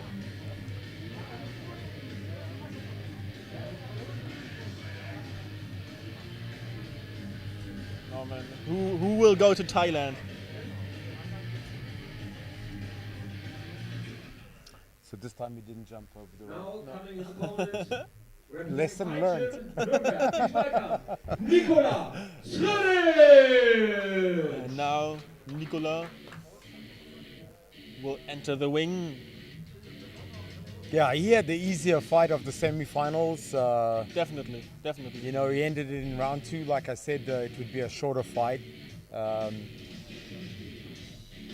Now we will see what they're made of and who will be the winner. Yeah. And wins. Just tell us again what is the prize that they get? The prize is a trip to Thailand, including a fight camp and a fight. So, So this is flights, accommodation, everything, all into Yeah, Punch It Gym in Koh Perfect, Samui, yeah? the perfect Muay Thai vacation. Yeah, it's great. Middleweight division. This is a perfect opportunity for a young guy to go for. Holding So, a record of 7 wins now, 2 by way of knockout, 1 loss. He stands 176 centimeters tall, weighed in at 70.5 kilograms. Fighting out of Rathenow, Germany, Sebastian Gard! And now introducing his opponent, fighting out of the red corner. His record, 2 wins and 2 losses. He stands 185 centimeters tall, weighed in at 70.6 kilograms. Fighting out of Nürnberg, Germany, please welcome Nickolas Srdic! Yep, this promises to be interesting. We have the taller, leaner fighter, technical, very good strikes, very good elbows, versus the more power-orientated fighter. I always love these matchups. This is like my favorite matchup. Like the strong, bulky, small one against the lengthy, technical one. Let's see if you can keep him at bay and strike with those elbows again. Yeah. Or if he maybe catches like a hard punch well, from that's Sebastian. the thing. Striking with elbows means you have to be very close to strike. And when you're getting in close to strike with elbows, your opponent can also obviously hit you back with power shots. So he has to be aware of that, to strike with elbows but keep his guard up. Yeah, but you can see already a few marks on the leg of Sebastian. Yep. So yeah, he had a tougher fight for sure. He's a little bit wobbly on the left leg, I think. You think? Yeah. I think it does look a little bit wobbly, but maybe that's just his Y crew way. Maybe he just walks like with a small pivot. Can be. But yeah, these guys are fighting for that prize to Thailand, so give everything. Just leave everything in the ring, man. Yeah, if I was still in the weight in the 70s, I would want to fight one of them for that prize right now, to be honest with you. I would jump in the ring directly. Yeah. I don't care. I don't have a training camp or anything. Let me fight for Thailand. Yeah, it's worth putting it all on the line for, and some bruises and injuries, cuts, etc. So good luck to them. All right, let's see who's going to take this win. Oh man, I'm excited. I'm excited. So the final, are they leaving it at three minute rounds, three minute rounds, or are they going to 5 rounds? Yeah, it seems like it. Okay. It's not specifically said in the fight card, but I think it will be. Good jab. Immediately he starts with the elbows. Yep, he's a Muay Thai style. Oh, lovely with elbows, which can either cut you up really badly.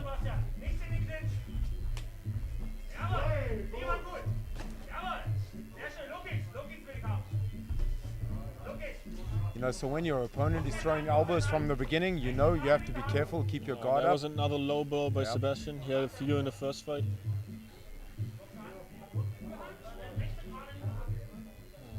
Yeah, low blows.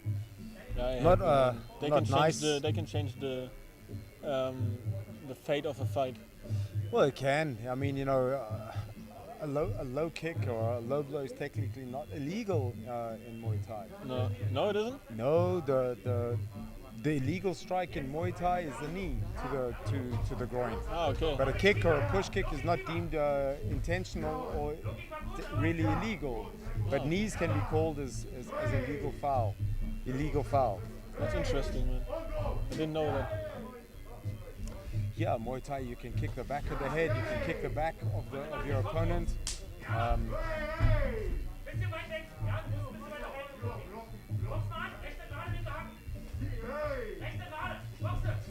He's using his reach nicely. Yeah, he's really using it. Oh, hey! Okay, can let go now.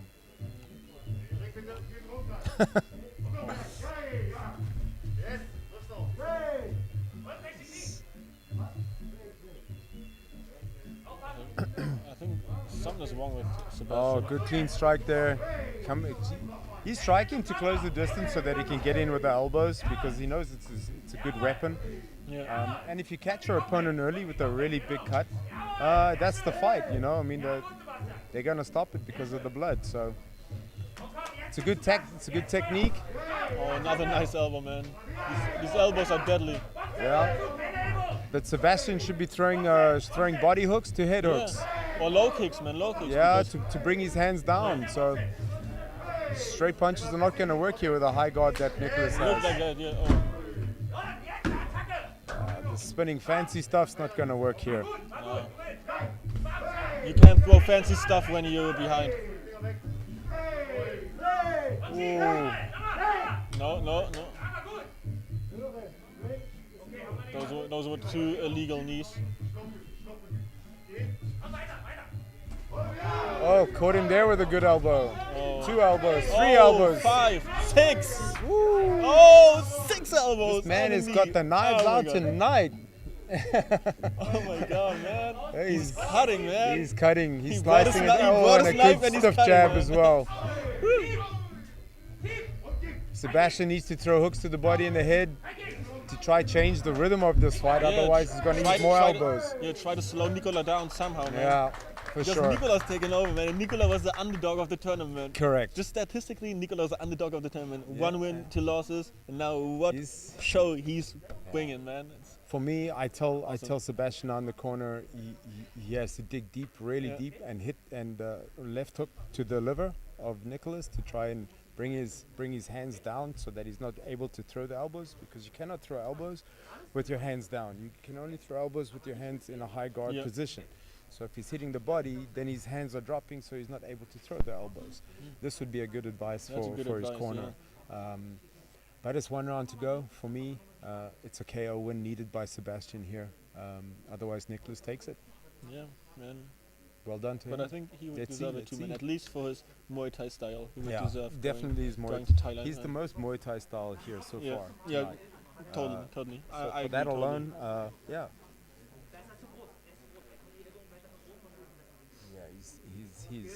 he's tall, so he's coming down with those elbows. So hit him in the body, bring his hands down. That's exactly what the coach told him. Okay. Like So kick he heard me? him Okay, low, good low. coach. Even if you just hit him with your foot. Yeah. Even if you just hit him with your foot, just kick him low. You know. That's it. Just try to take the pace out of him. Yeah, I should have been doing that from round 1. He's got 1 round to go, so he seems confident. Just got to keep him at bay for 1 more round.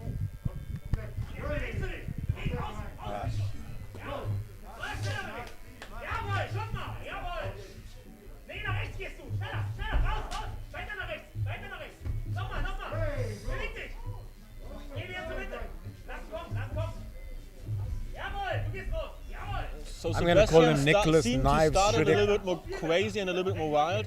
Yeah. But always when There he he goes starts for the that wild, Nickolas stops him with his elbows. Yep. You know? You know Because like that's how you stop a wild fighter, clinching in elbows. Yep. Look, you know, the elbows, part of the body, you can throw it with as much force as you want because it's not going to break like your hand or your foot, and it hurts the head. And also, no matter how hard you throw him, you can always cut him. Correct. It's just about the technique and about the position of the elbow. Oh man. Oh boy, Muay Thai in action. Knees and elbows, good work.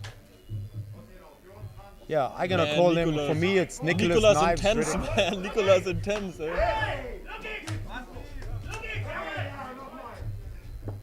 Oh, that was a low blow. That was a low blow. Low It's the blow. third low blow. Third low blow. Yeah. Yeah. You just said, immer in die Eier, man. Like, always my balls, dude. Always my balls, dude. It's okay, Nickolas Knives Srdic. Nickolas, take your time. Keep going, bro. It's good job. Good job. I don't know.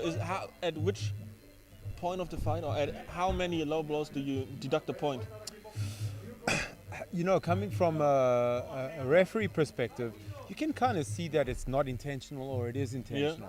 So when you're losing and you're doing it to buy yourself time, then I call it very quickly. But it's the third and final round. Throwing a low blow is not going to cause him to win. So is it really intentional? Yeah, that's It's true, just unfortunate. Yeah, I think it But was if it's unfortunate. from round 1 and he's doing it 2 or 3 times, yeah, then I'm taking a point after the third warning. I'm taking a point for sure. Ooh, Good catch and sweep. Ooh, Very that good. was a lovely sweep. Yeah, man. great Muay Thai skills there. He's got the whole package. The Yeah, he got the punches, whole Muay kicks, Thai knees, package, yeah. the elbows, clinch, the sweeps. I really like him, man. I really like how he fights. Yeah, I think he's got a good future ahead of him if he keeps training. And the trip to Thailand is going to do him a lot of good. Yeah, but still, he has to win it, man. It's not over. Yeah, that's it. He's done really well. Really impressive. Hey, Skop Laka. That's for my friends back home. Hey, Skop Laka. That means he kicks nicely. Oh, hey. Shit, no. Oh, he caught him there with a high kick. Nah, he No, must. I think he Oh. was. I think it just slipped. It looked like. But he did catch him with the kick. Definitely, Yeah, but definitely then he stumbled attacked him. and he countered and then. Yeah. Anything can happen. I mean, here we're singing his praises, and next minute he's all wobbly. Oh. Yeah. Another.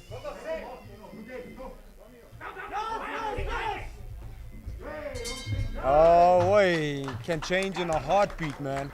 Yeah. Well, good fight there, guys. I That don't was know. the I don't final think of the that puncher was a tournament. knockdown, to be honest, man. I think he was slipping.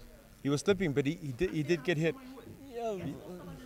Like he fell when he kicked. So. Oh, so it's not 3 rounds, my friend. Huh? It's not 3 rounds. This is the final. They're going to 5. This must be 5 rounds. No, this is the third round now. No, we just had the 3rd round.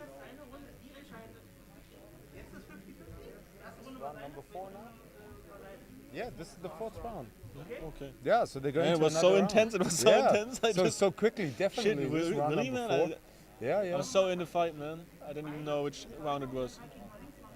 Yeah, so after that round, I mean, he did seem a little bit dazed. The ref called it a knockdown because he did seem a little bit unbalanced. Maybe explain to our fans who are watching from home how a knockdown is scored in Muay Thai, or how it influences the score. Well, if they're scoring a 10 must system, so 10-point must system, so if I'm winning the round and I knock you down, it's a 10-8 round. Yep. So that means I get 10, you get 8. If I'm really beating you badly and it's, many punches and kicks landed, like it's overwhelming obvious that I'm winning the round and a knockdown, it can be a 10-7 round. 2 knockdowns is a 10-7 round. So And that's this a 10 case? in this case, in that last round, so that would then be 1 round for Sebastian. The last round would go to him as a 10-8 round. Although I think Nickolas was winning the round up until that point, so it could still be scored as a 9-9 or a 9-9 round, as a draw. Ooh, man. Just seeing such clean Muay Thai is just lovely. It's awesome. It's an awesome feeling, man. A nice knee. If they're in the clinch and they're working like that, I like to see them work out of the clinch a little bit more. It favors the more Muay Thai fighter to fight in the clinch. Yeah. The referee stops the fight a little bit soon in the clinch.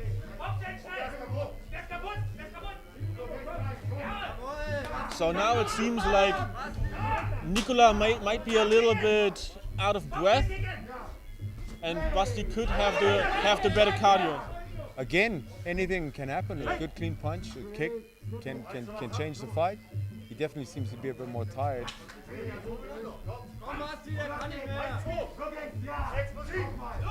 This is Sebastian's time now. He has to go low and high. But there he nice goes Nickolas. again. So he catches his breath and he keeps pushing. Yeah. So he may look tired, And but he's doing it still intelligently, working. because Yeah. it's like he's throwing something and then goes into the clinch. So he like points, clinch, points, clinch. Ooh! Another lovely. Those Now, sweeps are those lovely. don't really score points, but it is effective in the sense that you're putting your opponent on the canvas, so you're the dominant fighter. So It shows real it dominance. shows dominance. Yeah. Nice elbow.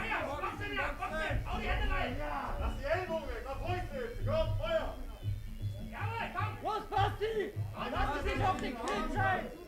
Erst Bühne!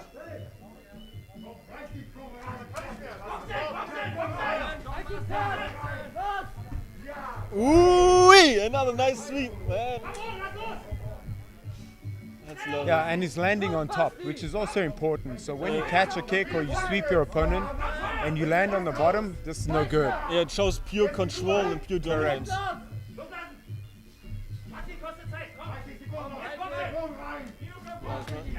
but nice kick by Bastian again. He's really Another tired knockdown. now. Another knockdown. So this is 2 knockdowns. This fight now has changed dramatically, and this changes the whole dynamic of this fight as far as the judges will score this fight now, because I think it's definitely 2 rounds to Nickolas, and maybe 2 rounds now to Sebastian. Man. So he has the It's chance really to win close. this now if he can finish it. Might be a little bit too late. Might be. Now see, This is going to be close to call now because, like you know, in the previous round, was it actually see, a knockdown? it was the third round. It was. It was the third round and it's over now.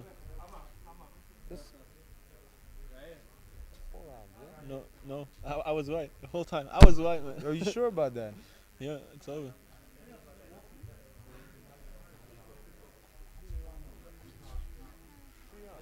Okay. First, second, and third round. So then, if he scored that as a knockdown in the third round, the judges would have to see it because the referee called it. I think he thinks he wins it. Huh? Yeah, Sebastian believes he wins it. Yeah, it seems like it. Yeah. But I don't know how you score like knockdowns. How they score, how the judges score the knockdowns. It's hard to. If the referee calls it, they have to score it. Yeah, that's true, man. That's true. Which but is it would be sad unfortunate because I don't think it knockdown was. in the second one was a knockdown. So But he did wobble him. Oh, but it's always hard as out of the eyes of a referee who's in the ring. Well, again, the judges have a decision to So make. it seems like there's no next round. That's what the referee said. So it seems decided. It's decided, okay. So I think Well, it the goes two to knockdowns Sebastian. call it, yeah. What a change, huh? Yeah, Just man. like that. Changed. Oof.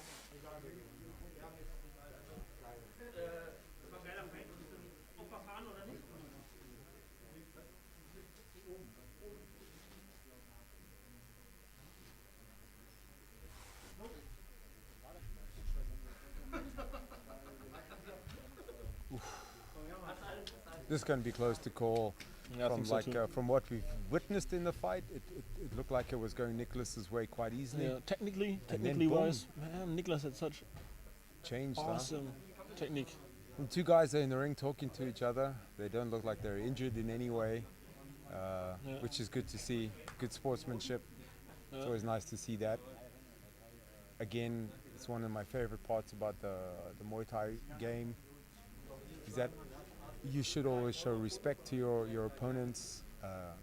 We are fighting with each other, but we don't have to hate each other and call each other Especially names not in Muay Thai, man. and hype it up to such a degree. So Yeah. congratulations to both guys for showing good heart and I think sportsmanship. respect is such a fundamental part of Muay Thai. Yeah, It's so just natural that fighters respect each other after the fight. they're taking their time calculating the scores here, so I think there's a bit of controversy when it takes this long. So I think It seems like it, isn't it? yeah, normally the decision's something coming a seems- lot quicker, but Something seems here wrong. comes the ring announcer, Oliver Oliver Quante. Quante. He's in the ring. He's going to give us Quante. his decision. Let's hear. Ladies and gentlemen, Oh, please man. give it up for both finalists, Sebastian and Nickolas Srdic for the fight.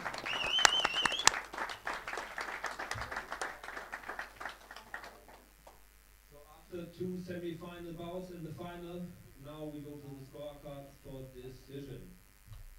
All three judges score this contest. For the winner of the German edition of the Punch It Newcomer Challenge 2021. By unanimous decision, Sebastian Gall!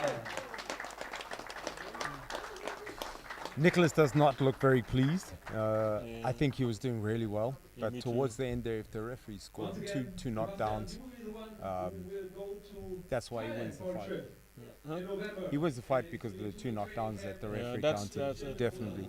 Look, in the final round, he definitely got knocked down, clearly, but the first knockdown was a bit suspicious, maybe. Yeah, that's a thing. And that's why I think he feels a bit aggrieved that he wasn't Let us actually know how it knocked went. down. So, the presentation of the trophy for the winner of the Punch It Newcomer But Challenge also, like, to everyone out there, it's not the fault of the referee. It's just hard to see some things in the moment of action, and it wasn't like obvious. So we're not even sure if it was a knockdown or not. It could be a knockdown, could have not been a knockdown. It's just hard to see in that moment, and Yeah, so specifically. that's why they have the referee there to call it. So the ref made the decision. It was a knockdown. So maybe after we can get a chat with the guys and see what their thoughts are. But is there a break now? Is there a break?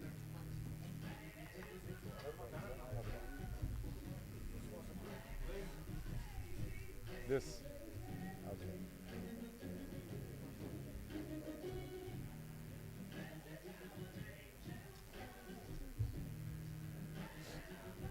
So we've got 2 fights to go. Yeah. Yeah, two more fights. WFCA title eliminator Muay Thai super middleweight fight. And then the WKN World Championship Muay Thai fight in the super cruiserweight division. Yeah, the title fight of the title eliminator fight of the WFCA is really interesting because in December I was at the last day of the selection, and there Kevin Botts fought Adi Chams, and Kevin Botts really fought. It's a K1 fight. Don't get me wrong. Oh no, it's Muay Thai. Yeah. And Kevin Botts fought such beautiful Muay Thai. Also ich bin als Repräsentant und auch als Vertreter von Punch in Thailand da. Ich habe diese Turnierserie international ins Leben gerufen, um neue Talente in Deutschland und auch jetzt in 5, 6, 7 andere Länder dieses Jahr zu entwickeln. Und ich finde, es war genau das, was wir uns alle vorstellen. Und neue Leute, die Muay Thai kämpfen, so Muay Thai. Ich habe jetzt mit der Punktentscheidung und mit den Kampfrichtern, ich will auch gar nicht darüber reden, war in meiner Sprache ein ganz geiler Fight. Und ich finde, es verdient auch riesen Applaus für beide und die Coaches erstmal.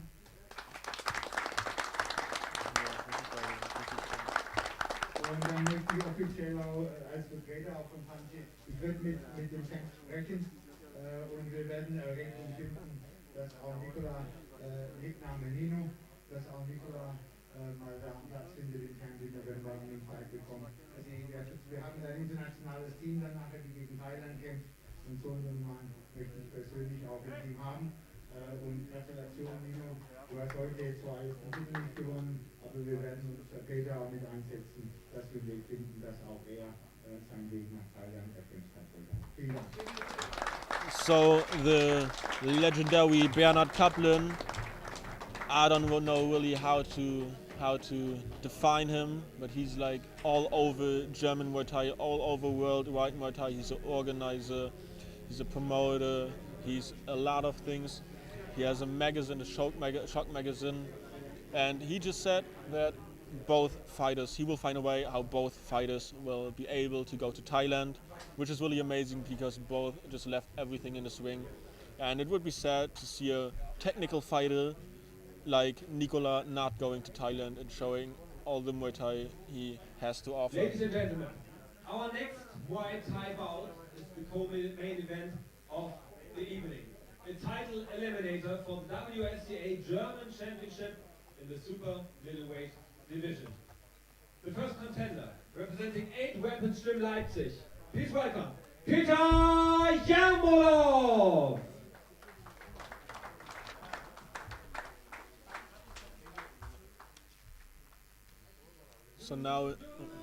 So now in the blue corner we have Peter Yarmolov, 78 kilograms, from the 8 Weapons Gym in Leipzig.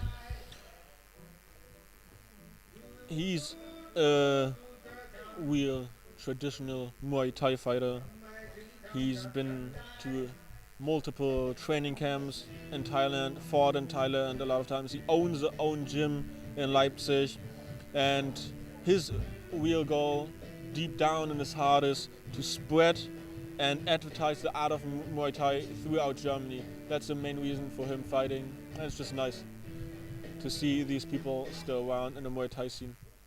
And his opponent, representing Samsahai Gym Bremen, please welcome Daniel Samsahai Eckert! And now we have Daniel Eckert, who was supposed to fight Kevin Botts back in December but wasn't able, and who's now going to fight for a title elimination bout against Kevin Botts. So if he wins this, or whoever wins this fight, will be facing Kevin Botts at the next Day of Destruction.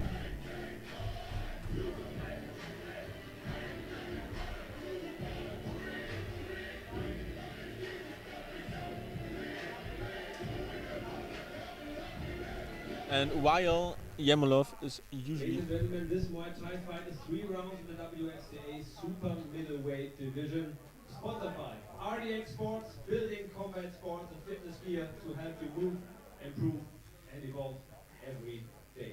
Introducing first, fighting out of the blue corner, his record, 16 wins, 9 by way of knockout, 15 losses and 3 draws. He stands 186 centimeters tall, weighed in at 75.9 kilograms. Fighting out of Leipzig, Germany, here is Peter Yarmolov. So yeah, Daniel Eckert was fighting out of the red corner, holding a record of 30 wins, 5 by way of knockout and 6 losses. He stands 185 centimeters tall, weighing in at 76.2 kilograms. Fighting out of Bremen, Germany, the reigning AFSOK1 German Super Middleweight Champion, Daniel Samsai Eckert. This promises to be a cracker. Looks really good. And it's a guy, Daniel Eckert, who fought mostly K1 and fought like so many people that are even known like on social media and everywhere. Like Eddie Okwan, Mr. Lewis, he fought in Thailand and Czech Republic. But also on the other side we have Peter Yarmolov. He's also well experienced, fought in Thailand, has his own gym actually in Leipzig, and that's really nice. Yeah. Very cool. So they walk around, do their beginnings of their Y crew. Yeah. And a lot of experience these two guys have. So let's see how they handle this. And it's quite cold now at the moment here. I wonder if that will affect them in any way. Yeah, especially when they have to do the Y crew and they're not really doing anything high pace or something. But they're probably so like hyped up for the fight that keeps them warm. And a funny side note, Peter Yarmolov fought one of my teammates a few years back, Typhoon, Tufan. Yeah, Carly's here. Big shout out to him if he's watching from home. Cool. So Peter Yarmolov fighting out an 8 weapons gym in Leipzig, yeah? Yeah, it's his own gym. And it's his own gym, and he's fighting out of the blue corner, and he's wearing the black and silver trunks. And his opponent Daniel Eckert is fighting out of Samsai gym from Bremen, yeah? Samsai gym, Bremen. Yeah. And this fight record, these guys have got like 30 fights, so it's a very good experience fight. Yeah. So super middleweight eliminator. And Daniel Eckert was supposed to fight Kevin Botts back in December. Okay. Oh, you've seen some. Here he's doing the warrior, the hunter Y crew, and he shoots the arrow at him, and now his opponent is catching the arrow and he's breaking it, and now he dodged. You see the difference in the Y crews now? So it's a different. This was so nice. It's very cool, huh? I loved it. He was prepared, man. He was prepared. He's not taking. He's catching and dodging. So round 1.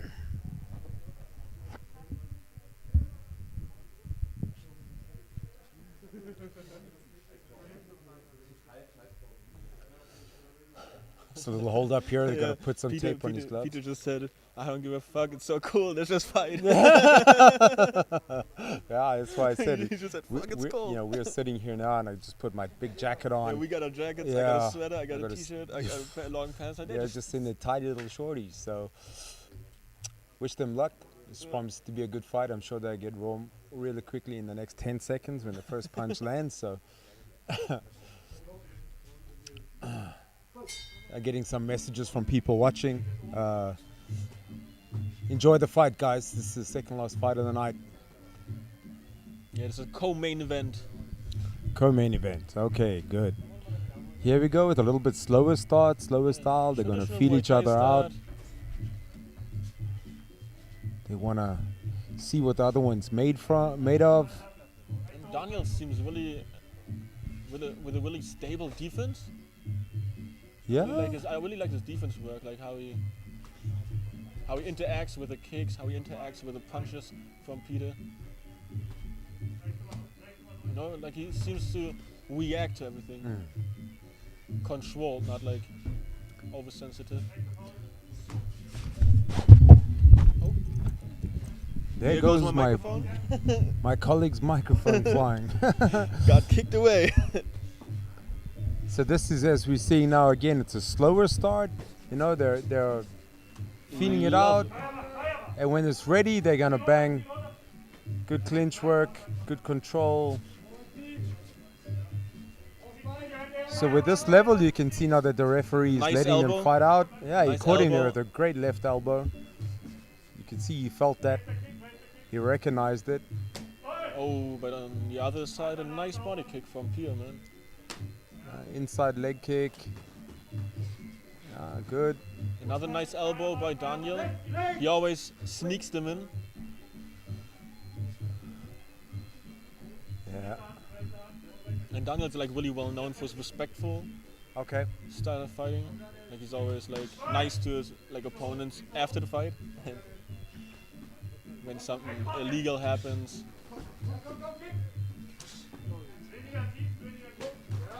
Nice body kick by Daniel.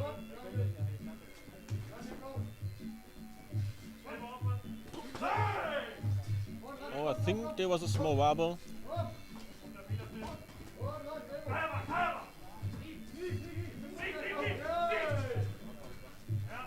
I think Peter should stop throwing those mid-body kicks because Daniel's always catching them and countering. And he's catching them nicely. Oh, cool.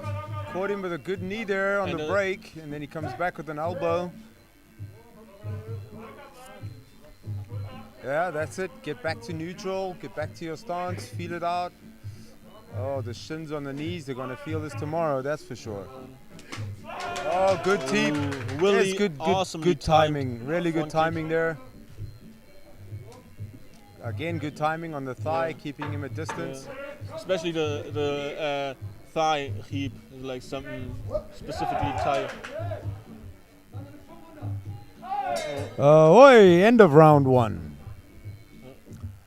A good close round. Really close, yeah, I'm not sure. Like, first half I would give to Daniel, second half it's hard to say.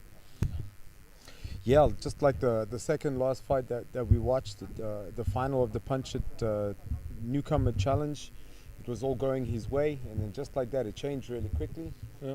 So round one is done from this fight, which is a WFCA title Eliminator Muay Thai fight in the super middleweight division. Yeah. Whoever wins this has the title fight. Yeah, so who is the current champion? Do you know? That one I don't know, but the other, I know the other, I think the title is vacant. It's a vacant title? Okay. But the other title contender, he's Kevin Butts. I've seen him fight in December. Okay. He's like a tall, lengthy guy with like awesome kicks. Like his kicks are crazy, and he's like really traditional Muay Thai. So the winner of this fight then is gonna fight for the vacant, potentially vacant title. He has like Nickolas' style, just way more advanced and bigger. Yeah. So I really like him. He's a cool guy too. I was living with him there in Hamburg. And when would this fight probably happen? In the next couple of months? I think probably the next Day of Destruction. You see nothing. Okay, Day of Destruction not 16 even the Corona maybe. Pandemic. Nothing can stop the Day of Destructions from happening, man. We had more Day of Destructions during the pandemic than we had ever before. Yeah. So. Well, great. I look forward to being at that one as well. I hope so, man. Yeah, it's good.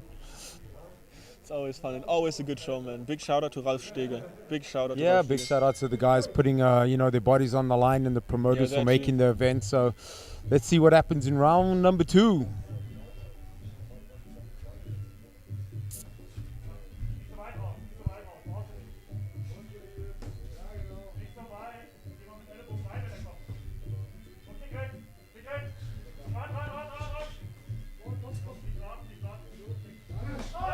Ooh, man, that was a hard kick. Yeah, put a lot of power in that, catching the but his front teep is very good. He's keeping him off balance. Yeah, it's timed good, but. He's like, whoa, how did I get here? Okay, funny, start again. Where does the wing come from? Yeah, what is this all about? Peter Jumelo versus Daniel Eckert. This is a good fight, very technical, awesome great skill shown by both these guys so far. Beautiful Muay Thai, but I think. Oh, front teep on the thigh is so annoying. To the thigh are really adding up. I think it's getting. Yeah, look at the color of that lead leg. Oh man, that was a bad, really hard body kick. Yeah, it's after watching so many fights and judging fights and reffing fights and being involved in the fight business. You still get so excited about watching fights. It's always fun. It's part of our nature. Ooh, Just like swing and a miss with the elbow. And being so close to the wing is so awesome, and we sit directly straight at the That's wing. it. You can smell the Thai oil. It's great.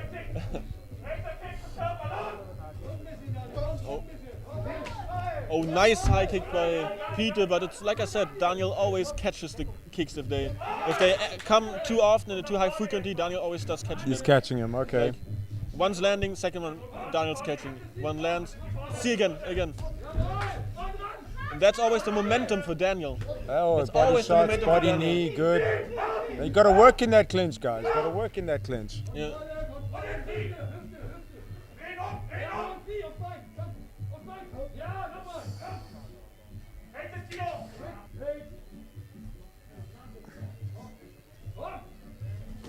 Oh, nice elbow by Peter Yemelov. And there's some clinching action going on. Dirty boxing by Daniel. But it's not illegal. It's Nope. not traditional Muay Thai, but it's not. Oh! Oh. Knee to the head and knee to Good. the body. I think Peter's taken over at the moment. This is really like Muay Thai, traditional Muay Thai, when you're in the clinch like this all the time. Yeah, I think You know, it's ugly, it's not nice, it's uncomfortable, your face is covered, your elbow's coming in. Yeah, I think Daniel shouldn't enter the clinch too often. Like on distance, even though he's the smaller fighter, which is weird, like he's a smaller fighter, but on distance and with catching the kicks, he's always on top. You know, Yep. but as soon as it goes in, strong finish of the round, by the way. Yeah, end of round 2, and strong finish looks for like Peter's legs a little bit ain't there. Look at the color, it's nice and bruised. I think it's good that these people aren't in a tournament. Yeah. This fight is violent, man. Yeah. Intensely. Like Yeah, every kick, you know. you can hear every kick, you can hear every punch, you can hear the impact. There's always a different mindset when you're in a tournament fight. I mean, you want to give everything, but you know you have another fight to go, so you may hold back a little bit. Yeah. But this is an eliminator fight, and the next fight is in maybe a couple of months' time. So What would you say to the fighters? What should they do?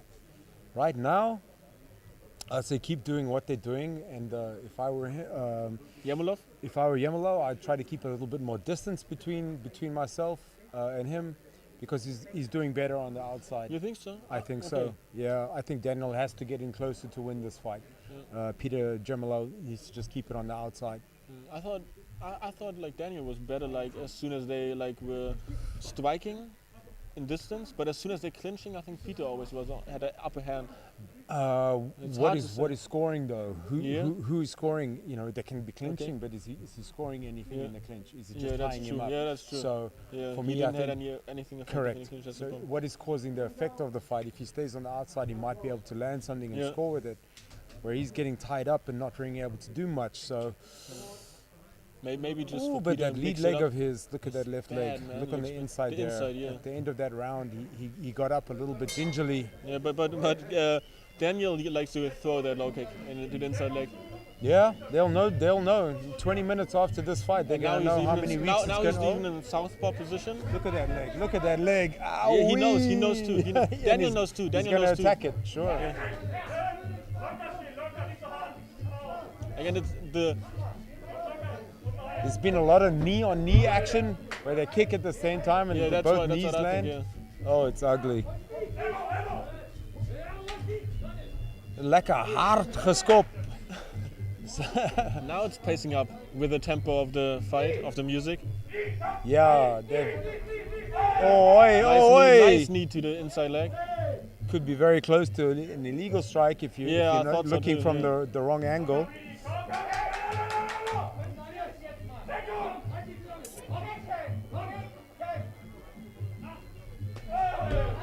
But I think like the bruise on the leg from Yemelov is like directly on the knee, which can be really hurtful. if It's you ever had it. I mean, Oh, that was a bad. that was flush blow. in the nuts, in the That was a airs. bad low blow. Oh my Shadow. God. He said, not again. Yeah. Not again. Yeah, Peter's a funny fighter. that's man. not nice. Sorry, Peter, but you just ate a good kick in the nuts. Can he come back from it? Can he absorb it? Can he take it? I hate this shit. I hate this shit, he says, guys. For those of you who don't understand the German, he's saying, I hate this shit. But it's the fight business. Low blows. I think he needs You the know, low blows, not fighting. You know, in boxing, you get hit in the box. It's not a. Man, doesn't happen as often as in Muay Thai. Look at the body posture from Daniel, man. It's so intense, man. And he wants. Daniel's ready now. Down. Daniel wants to end this now. You can tell. He's changed his aggression. He's a lot more. He thinks he may be taking some wind out of Peter Germolo's sails there by hitting low. But these are tough guys. Nice low kick by Germolo. Yeah. These are tough guys. They're not going to give up. That's for sure. Man. They're so professional. They're on such a high level. You have to kill them, and you have to kill them to, have them out of the fight. They didn't get here by giving up. You know what I mean? So these are two of the best Muay Thai or K1 fighters in. Oh, great! Straight to the body, and then follows up with the elbow to the head, and another knee and elbow combination. For me, combinations win fights. So good work.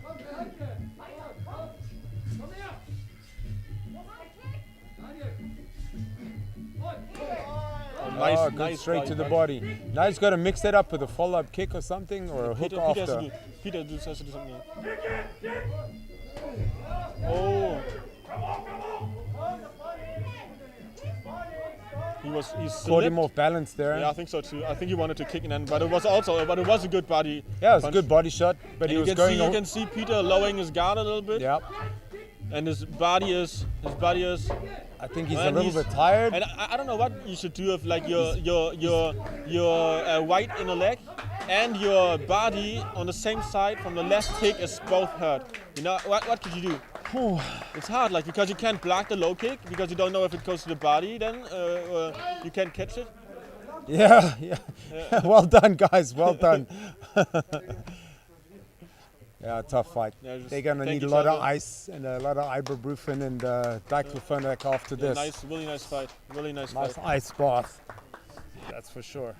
So now this was the co-main event. I can't wait for the main event. Who wins? Tell me, who wins this fight? Peter or Daniel? I think Daniel. You think Daniel? I think Daniel. Just by impact, just looking at the impact of the punches and the pressure. And like how he controlled the wing and everything. Okay. Those are usually not really Muay Thai typical. That's general. Points to view at a fight. But all fight, yeah. Yeah, but just looking at those things, I think like Daniel has it, and he mixed it up good. Yeah, like except for the clinching, like he was like Peter's clinching was way superior, I think, but he didn't really use this clinching. What happens in the clinch? Yeah, nothing happens because if you don't use the clinch that you have, then what does it like? What uses your superior clinching game? Okay, let's see. So I think Daniel. Judges have put in their scorecards. But still, man, I love how Peter fought. Yeah, good fight. Yeah, really good fight from both fighters. This is Muay Thai, It's really clean. It's tough. Maybe a little bit. Not a lot. You want to look good for the camera, bro. Yeah, it's nice that the guys can still have some sense of humor after a bruising fight. Peter has a lot of fun in there. That's the most important thing.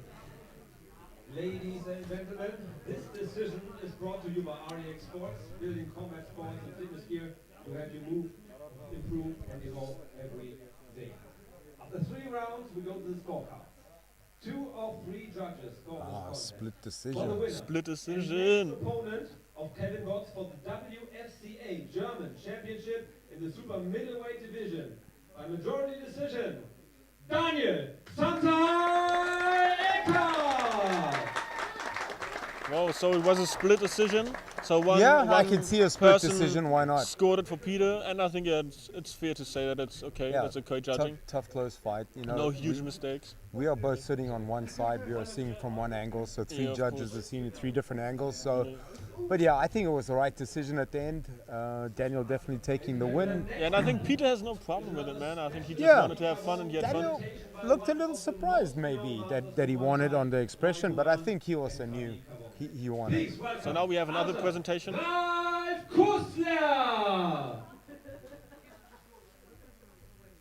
Ralf Kussler. Doing another presentation? Yeah, another presentation, cool. Another sword fight presentation.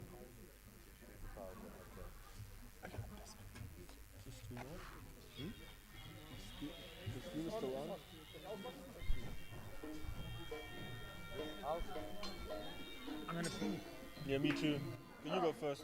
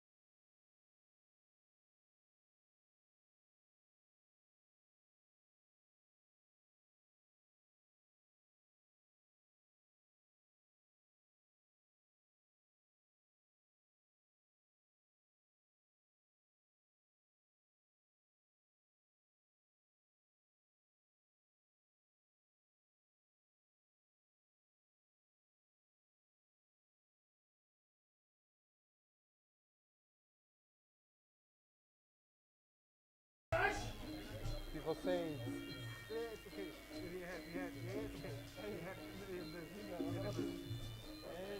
okay, so go back on one? Okay. Ladies and gentlemen, Arman Kusler.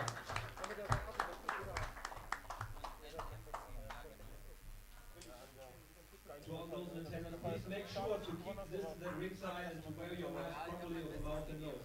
Stay safe and enjoy the fight.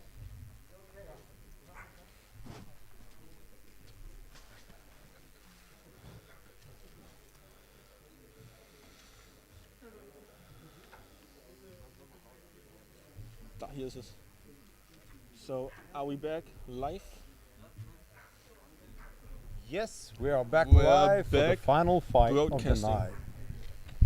So we have the WKN World Championship Muay Thai fight in a pre-arranged cruiserweight fight, super cruiserweight fight, which is 92.5 Ladies and kgs. gentlemen, now it's time for some unfinished business. A fight that was supposed to happen before had to be cancelled due to the pandemic, and that is now for the vacant WKN Muay Thai Super Cruiserweight Championship of the world. Please welcome the first contender representing Turku Thaiboxing Club, Hullu Jussi Santalahti.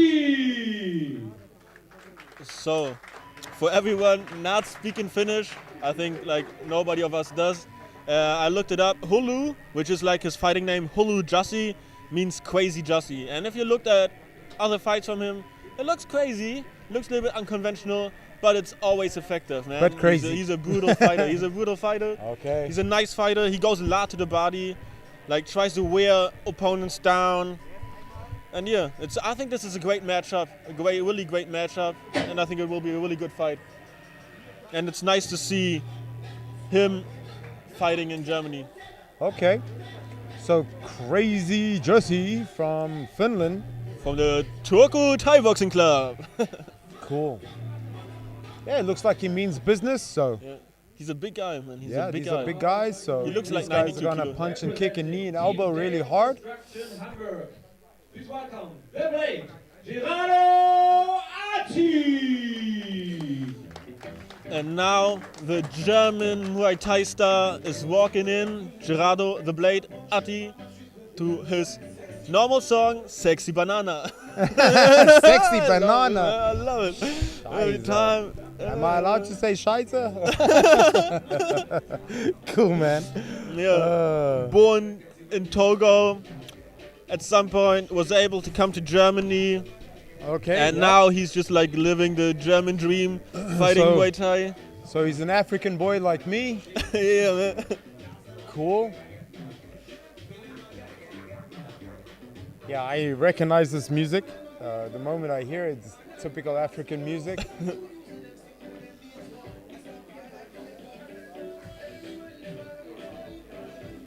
And I hope we'll see the Blade come in the Blade gear. Okay. With sunglasses and a sword. Ah, so okay. So he's acting like the Blade. Yeah. I think he's probably dancing somewhere to this music because he loves to dance. Yeah, so he's keeping his opponent waiting nice and cold here. It's tactical. Okay, here they come. They make their way to the ring. Yeah, and the monk on the Blade look.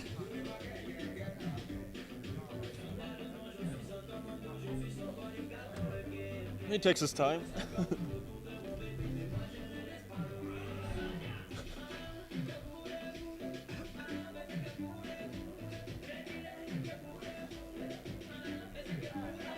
Right.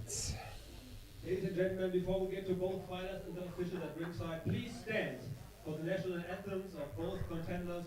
First, the respected anthem of Finland.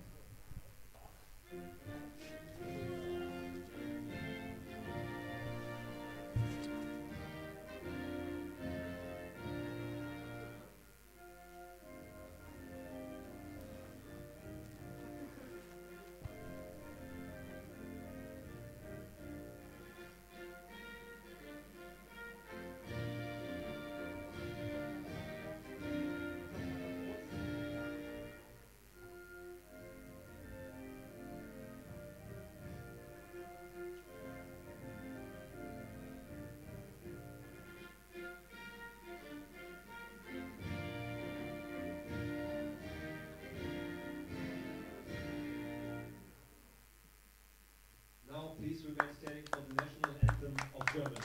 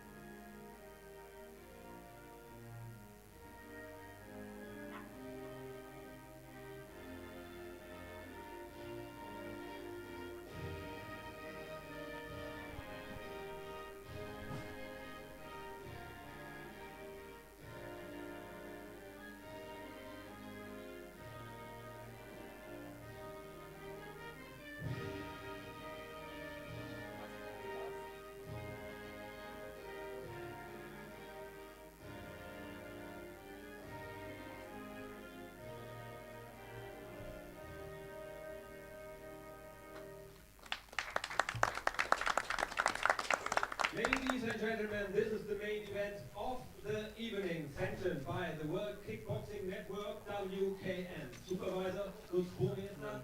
Our three judges scoring at ringside are Johann Lederer, Meyer Uslu, and Oscar Vogt. And when the bell rings, the referee in charge is Henrik Schramm. This championship bout is sponsored by Ingrid and Peter Schlegel and by MuayThai, the easiest way to the perfect accommodation in northern Germany. And now, the time has come for all of those in attendance and fight fans watching live on YouTube from the Fight Club in Rathenow, Brandenburg, Germany. Here we go! 5 rounds for the vacant WKN Muay Thai Super Cruiserweight Championship of the world. Introducing first, fighting out of the blue corner, holding a professional record of 22 wins, 4 by way of knockout, 6 losses and 2 draws. He stands 190 centimeters tall, weighing in at 92.3 kilograms. Fighting out of Turku, Finland, please welcome the 2015 IFMA Royal World Cup bronze medalist, the 2016 WMC Scandinavian Super Light Heavyweight Champion, and multiple times National Muay Thai Champion of Finland, Hullu Jussi Santalahti!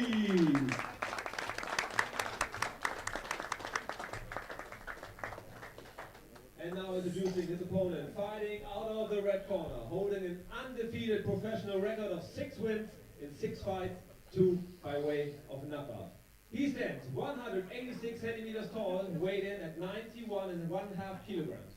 Fighting out of Hamburg, Germany, by the way of Parliament Togo, presenting the number 2 ranked fighter of the WBC Muay Thai Cruiserweight Division, and reigning WBC Muay Thai European Cruiserweight Champion, the IMC Cruiserweight Champion of the World, and Wsca Muay Thai Cruiserweight Champion of the World, the Blade Gerardo Atti!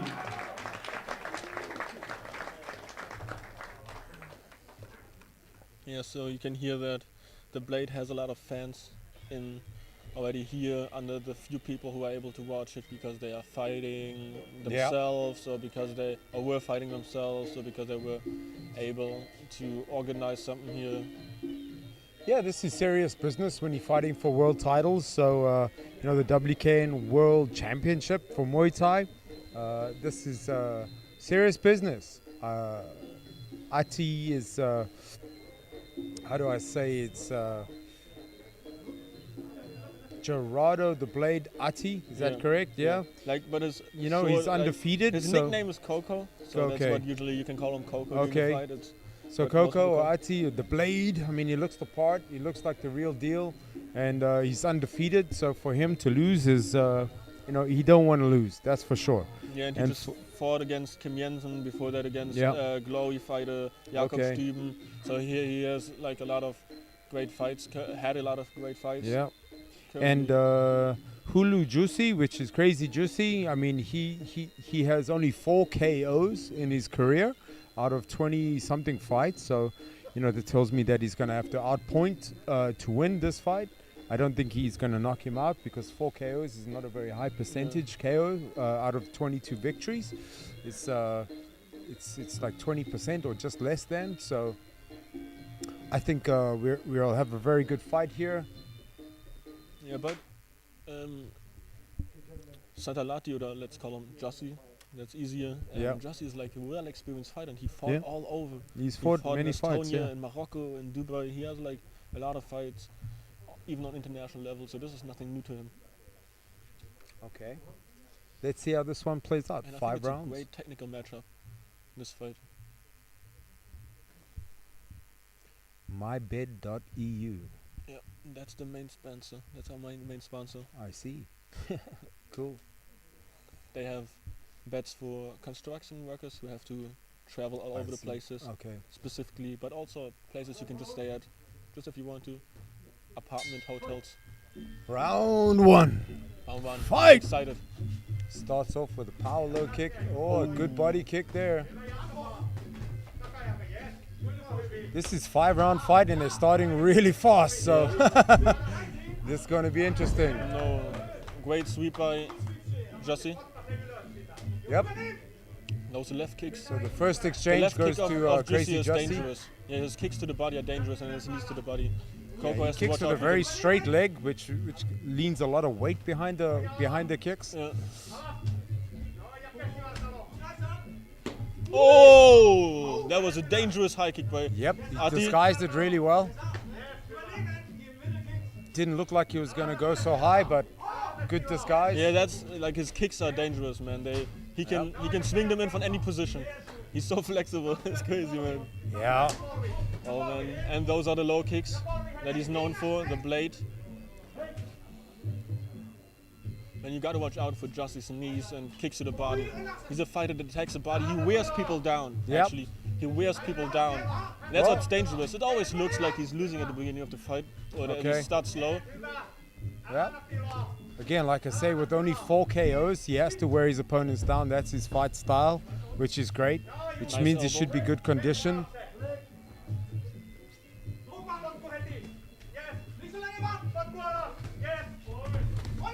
Oh, wonderful jumping knee with a right hand, right following, and 2 elbows by Koko.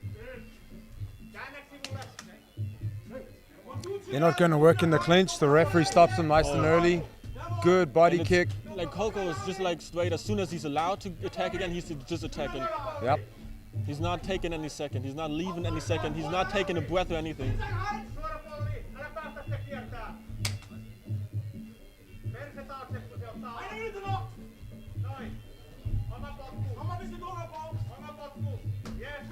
Yeah, so not. Oh, unfortunately he slipped there with going in with that punch. Nice elbow by Atti. Yep, good turnaround there. Yep. So this is really fast for round 1. Jussi is also already breathing heavily. Yeah, it's a fast pace. I thought they would have taken a little bit more time to feel Yeah, each me too, other out. because usually Koko is a more relaxed fighter at the beginning too. Okay. But now he's like really pacing. I think he wants a finish in this fight. But that's what he told me also before. He wants to kill in this fight. Okay. Well, he obviously believes he can. He's not worried about Crazy Jussi's power because he's coming forward. Oh man, that was a Good push hard kick, push good kick. tip. Man, but look, Koko is just eating punches and kicks, and he's not backing down. He's just going front, front, front. It's really hard to adapt to such a fighter.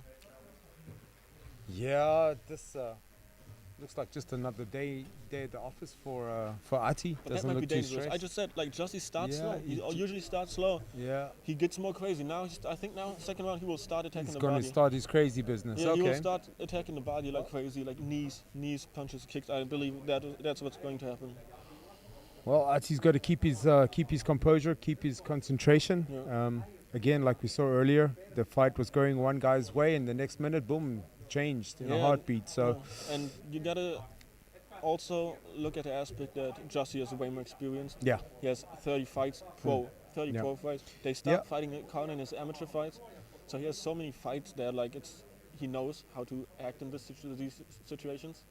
let's see how it transpires. So round two of 5 coming up. But he looks very relaxed in the corner. Does He the always blade? does. You can't see, like if you hurt him, you can't see it on his face. Yeah, he's not He's- going to show you he's No, he hurt. has Yeah. like the poker face of hell. Okay. So Yeah, he's putting on the towels. It's getting quite cold here yeah, now in that's an Germany. intelligent move too. Yeah, it's a good move to keep him. But look, he's from Finland, so he's So used he's to the used cold. to the cold. He's probably training this He's weather. probably training in his underpants in the cold. So yeah, it's all good It's for like him. warm for him. Yeah. Look, I'm coming from Africa, just like Totally, Atti, so cold is not our favorite thing. Round 2. Oh, nice.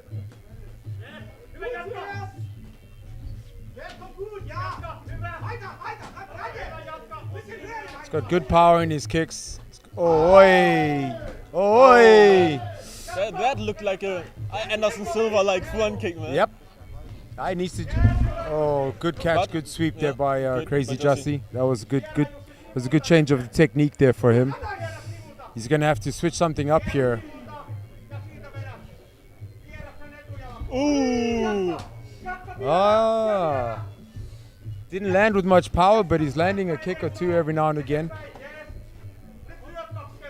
Yeah, I think the problem is Jussi can't really impact Korkunc if Korkunc's always pressuring him. Yeah. Backwards, you can't really kick hard. No, if you're moving backwards, it's not going to cause as much Jussi effect. is the one dictating the pressure of the fight or the pace of the fight. But Korkunc was just straight going forward, always. Yeah, it looks like he's still. Oh, wait! Did you hear the sound of that leg kick? Bam! That's going to leave a mark. It seems like Korkunc has blood on his glove. Yeah. I don't know from here, from the mouth or from the mouth of Jussi. Yeah, he's bleeding from the mouth. Looks like the inside of his cheek is bleeding. Again, good low kick. Again, low kick. So this is good point scoring now. Ah, but it's not just like his good jump knee again. Going, man. His low kicks can knock out. Oh, missed with that elbow, but I think, man. Actually, I think he caught him there. Oh, that's a big cut. Oh, that's a big cut in a bad place. Where is it? It's right across the front of his eyebrow. Oh shit, so that's a really big cut. Yeah, and I didn't even see that elbow. That's the one I thought missed, man, because it looked like a miss, but the ones that look like they missed are the ones that are like cutting you. Man. Yeah. Like a canyon a bit. Yeah, that's right across the front of the eyebrow. Let's see if the doctor will allow this to continue, because that will cover his eyes. Can't see from my angle that I'm sitting at right now. Srdic just said, let him continue, please. Yeah, he wants to beat him up a little bit more, you know, this is what fighters do, but let's see what the doctor says. Looks like they're going to let it continue. Yeah, I think so. Just put on some Look, more. this is Muay Thai, this is what we do. Yeah, you don't just stop the fight just for a cut. But if it is going to hinder his vision in the next round, they'll have another look at it and see if they can... yeah, he's giving him another chance. Yeah, look, I mean, they've given him. But I think the doctor was like they had to discuss with the doctor, so he let them. Yeah, normally they will just discuss it with the doctor. They won't let them fix it. That they have to wait for the end of the round. But look! It seems like that. He's made some crazy come out. Crazy Jussi's coming to play. It's bleeds. It's not just blood coming out. Yeah, he's gonna have to get crazy. Ah, yeah, man, this is the fight I wanted. Yes. Yep. Nice knee. Yeah, you know, when you get a cut like this, you know it's either going to be called, so he's going to have to do something to make a make it count. The ref is he's bleeding really badly. Nice lean. What an elbow! Another elbow. You hear that sound? It's different to a punch. It's crack. It's like a sounded like a bone on bone. Yeah. Oh, look at that face. Oh my god, man. It's pretty, huh? Like the whole face is cut up. Yeah, this is Muay Thai warriors. They are not girls. Man. Oh, boy. And now the fight is getting crazy. Now the fight is going crazy. Oh no, there's like a second cut right next to the other one. Yep. They seem to be connecting. I think it's over. Okay, I think it's over. I think it's done. No, it's 10 seconds to go. I think it's done. It's like two huge cuts. Huge cuts. Well, it's the doctor's call. The doctor must make the decision. No, okay. No, they're letting it go. Really? That's interesting. Look, this is a title fight. This is not an eliminator. This is for a title. So you don't just stop this fight for no reason. Of course. But I've seen like fights being stopped for smaller cuts. That's what I just meant. Championship fights, they shouldn't. Yeah. You know, if he can see and he can continue, give the fighter the benefit of the doubt. But if it starts to hinder his vision and he cannot see, then then it's up to the referee, not the doctor. Yeah. The doctor calls it because he believes that it's a bad cut. The referee will call it because he needs to protect the safety of the fighter. Look at the leg. Not just to look at the cut, look at the leg. Yeah, tomorrow and the next week, that's going to look even better.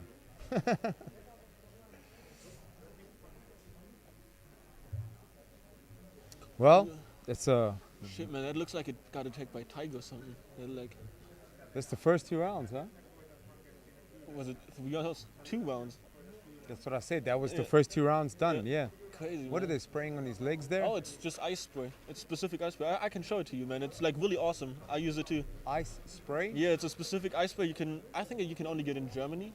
Is that, I mean, look, excuse my ignorance here, but I've never seen this allowed in a fight before, that you can put on ice spray? Yeah, it is. During the fight? Yeah. Okay. I've never seen that before. If it's allowed in the rules, then let them do it. Oh, now the wing got a little bit wet. Yeah. It's the ref. Referee. Ey, Henrik, der Ring, Wasser.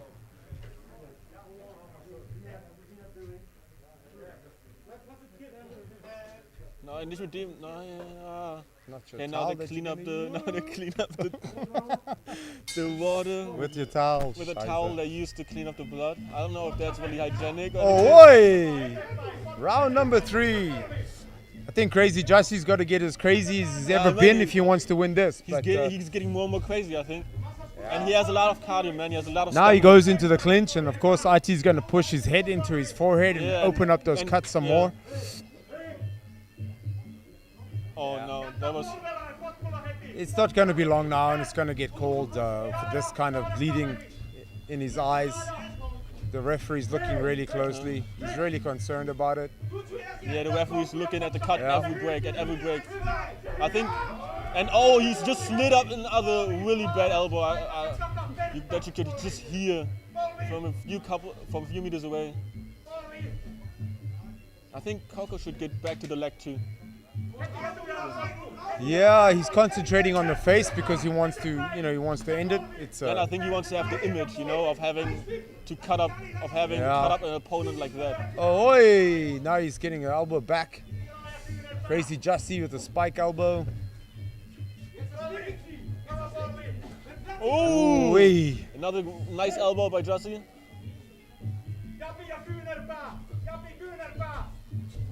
No, nice elbows are flying here tonight.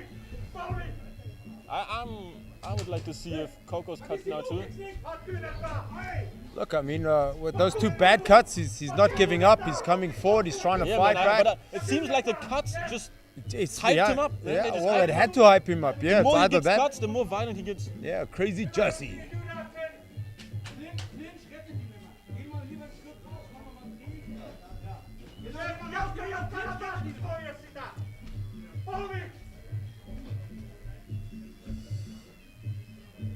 Yeah, this is some really big cuts. Yeah, the cut is getting bigger and bigger.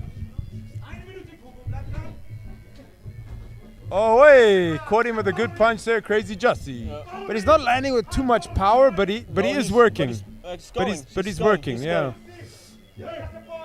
And I think this is the best round for Jussi at the moment, until now. This is the best round for him, for sure. First 2 rounds clearly for Atti. Really putting pressure on Korkunc. Crazy Jussi. Even though I still see Korkunc front this round. He's fighting a different fight in round number 3.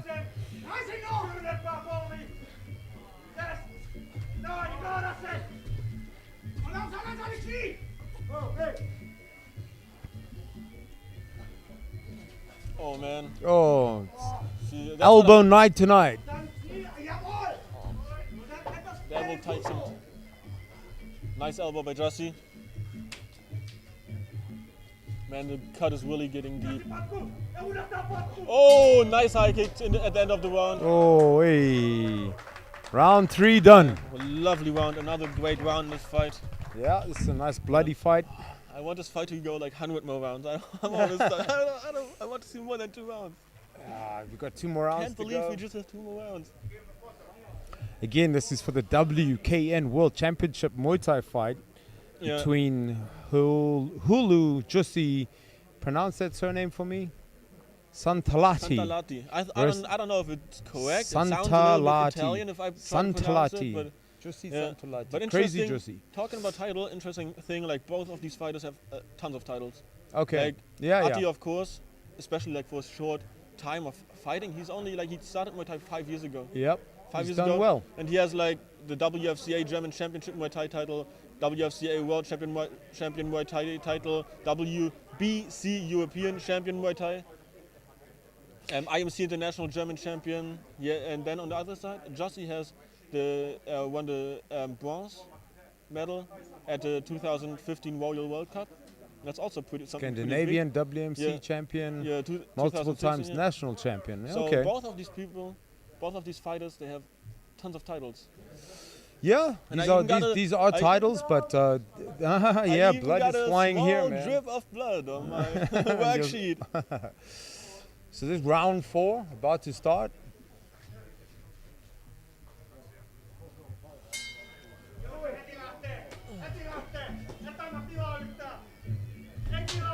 Oh, that kick was loud, man. Oh, That's good combinations. now Atti is doing what Jussi usually do. Does like attacking Just the missed body. with that elbow. Just missed with a nasty elbow. If that had Yeah, landed. I didn't see it. Oh.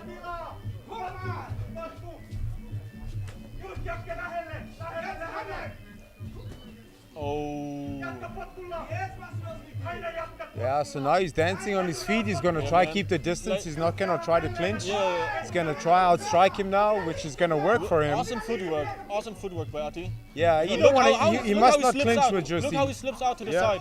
As soon If as he can keep it in this Jussi wants to stance, take, man, he I wins think those this whips fight. I think those whips on the left-hand side of Jussi are broken, man. Just sounded really weird. Man, how much energy does Coco have? Yeah, too much energy. Man.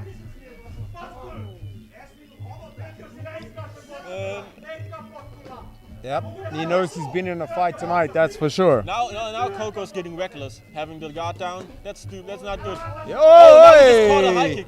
He caught a right hook and a right kick, a left kick. Must be careful. Keep his hands up. Yeah, not get. Oh, hey, and another one. Not get cocky. Some good striking, some good punches coming back. And I've got some blood on my face shield. So thank goodness for that. Ah, man, you got more blood than I.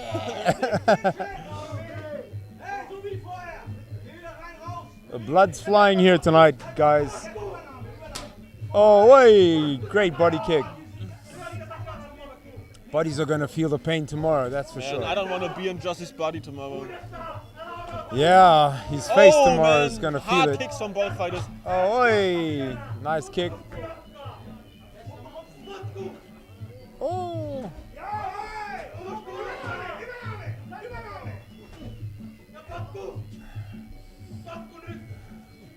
Crazy Jussi's got a lot of heart. He's not giving up. He's still coming forward. He's trying.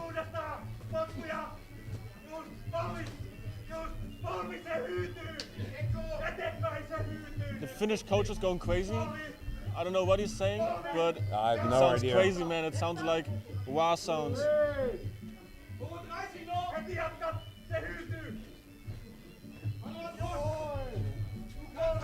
This is by no means an easy fight for the Blade. It's a tough fight. He's getting, you know. Yeah, it's a tough fight for both fighters, but also for the Blade a lot. Like This he's is eating a lot of knees. This is a in pretty this good round for. This clinch situation at the end of the round was totally Jussi's domination. Correct, but should Atti watch knew out. he doesn't want to clinch with him in that round, so he was moving and striking really well. But Jussi managed to close him down, get him in the clinch, and put him on his back in the final seconds of that round. Atti should watch out, like not to get into the clinch. That could be dangerous at some point. Like if he eats too much. I don't see to the Jussi having enough power, like I said, to KO Atti. Me neither, but He still. needs to work on his boxing skills just to get his hands moving and be able to punch with some real power. He'd be far more effective walking in and throwing light punches. And he has some pretty good power in his kicks, but he needs some work on his hands for sure. Now we will have the last round. Yeah. In a bit. Final round, guys, How do of the you think- how do WKN you World think- Championship fight. For How do you me, think, for he could turn it around, Jussi. Because to me personally, I think Coco's. look, it's totally Coco's in fight to lose. It's Jussi's fight to win, but he's going to have to do it by KO. He's not going to do it by No, points. I don't know how many. No, he he wouldn't. score He enough wouldn't. points. No, exactly. Not even so, a 10-7. So the only way he wins this by knockout is to set up some kind of a fake and land a head kick. I just He don't. landed one. He landed one already. Yeah, just not just enough. Yeah. Not enough power. Not Yeah. enough power. Not enough So impact. I don't see his hands having enough power to do the KO. So I'm gonna. I see that will have to be some kind of a head kick, or a body kick of such proportions that it would drop Atti. But I don't think Atti's going down for a body kick. Yeah, no. You know what I mean? I've seen him eat so much already. I don't see it either. Yeah, that's what Coco should do. He should always go close into the clinch to get it broken.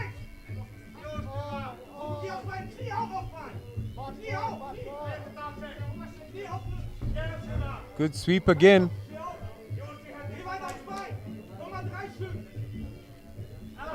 Hey man, look, this Finnish guy, he's got a lot of heart. Yeah, he's man. Not, Nice elbow. Yeah. That was a lovely elbow. I could hear it, man. You can hear it. These guys are warriors, man. Yeah. This Coco is should this. clinch with him. He's better in clinching. Yeah, his clinch game is pretty good. Coco needs to stay on the outside and strike. He does much better there. But of course, he's landed some pretty clean elbows to cut him up.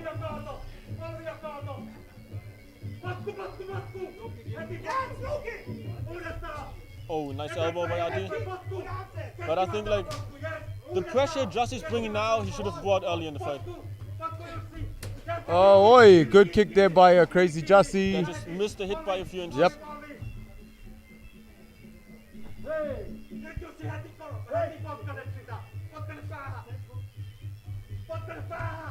Boom, boom. Oh, oi.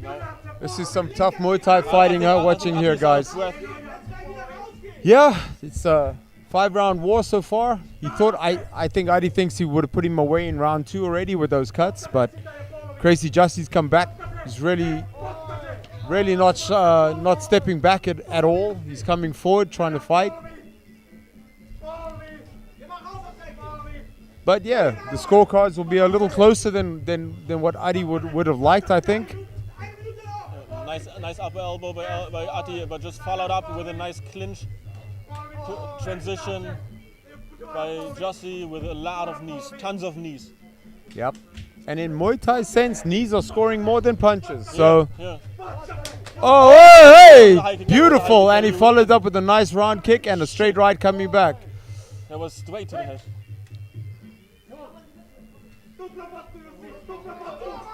Man, he's like a zombie, man. He is like a zombie. He's not feeling anything. He just keep coming. Coming forward with everything. Yeah, he's a fighter. He's coming forward.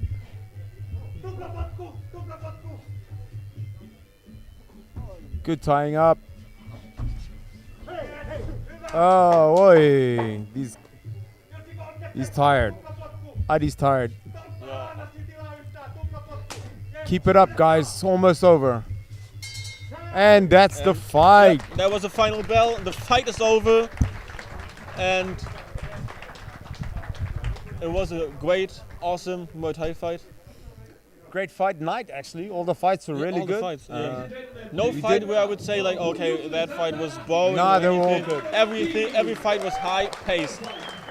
Good fight night. Great to be here. Let's see who takes this title for the WKN World Championship. It's either going to be Hullu Jussi Santalahti or Gerardo the Blade Atti from Turku Thaiboxing Club from Finland or Day of Destruction team from Germany.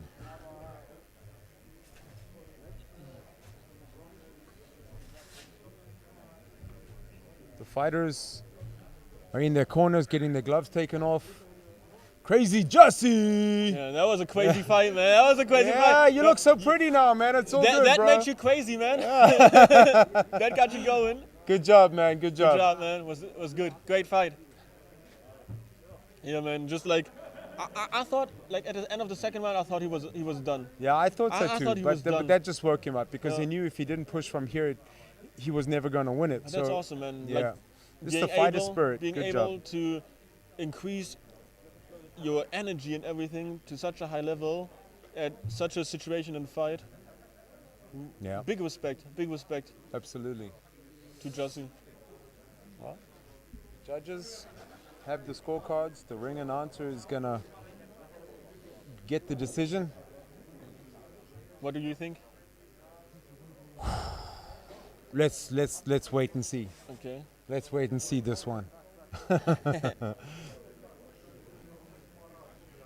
Nothing worse to say. I think he wins, and then the judges say different. So let's leave it in the judges' hands.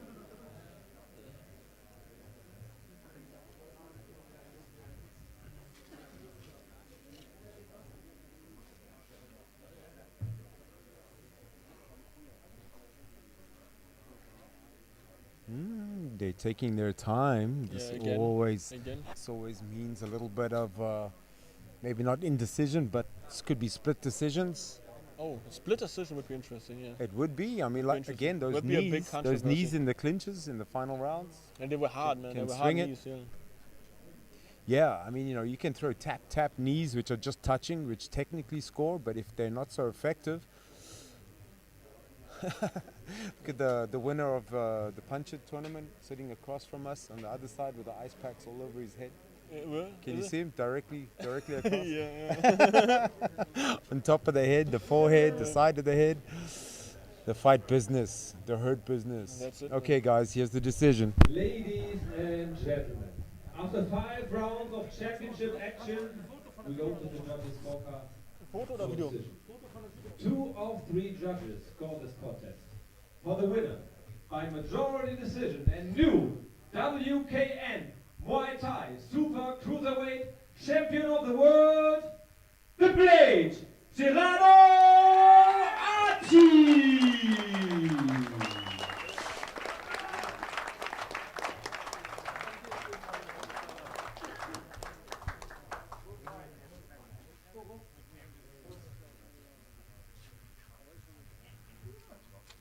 Yeah, So Coco takes the championship. interesting fight. Yeah, look, and I think it's an understandable decision. It's an understandable decision. It's justified. Yeah. He cut him up real bad. He did land a lot of strikes and kicks.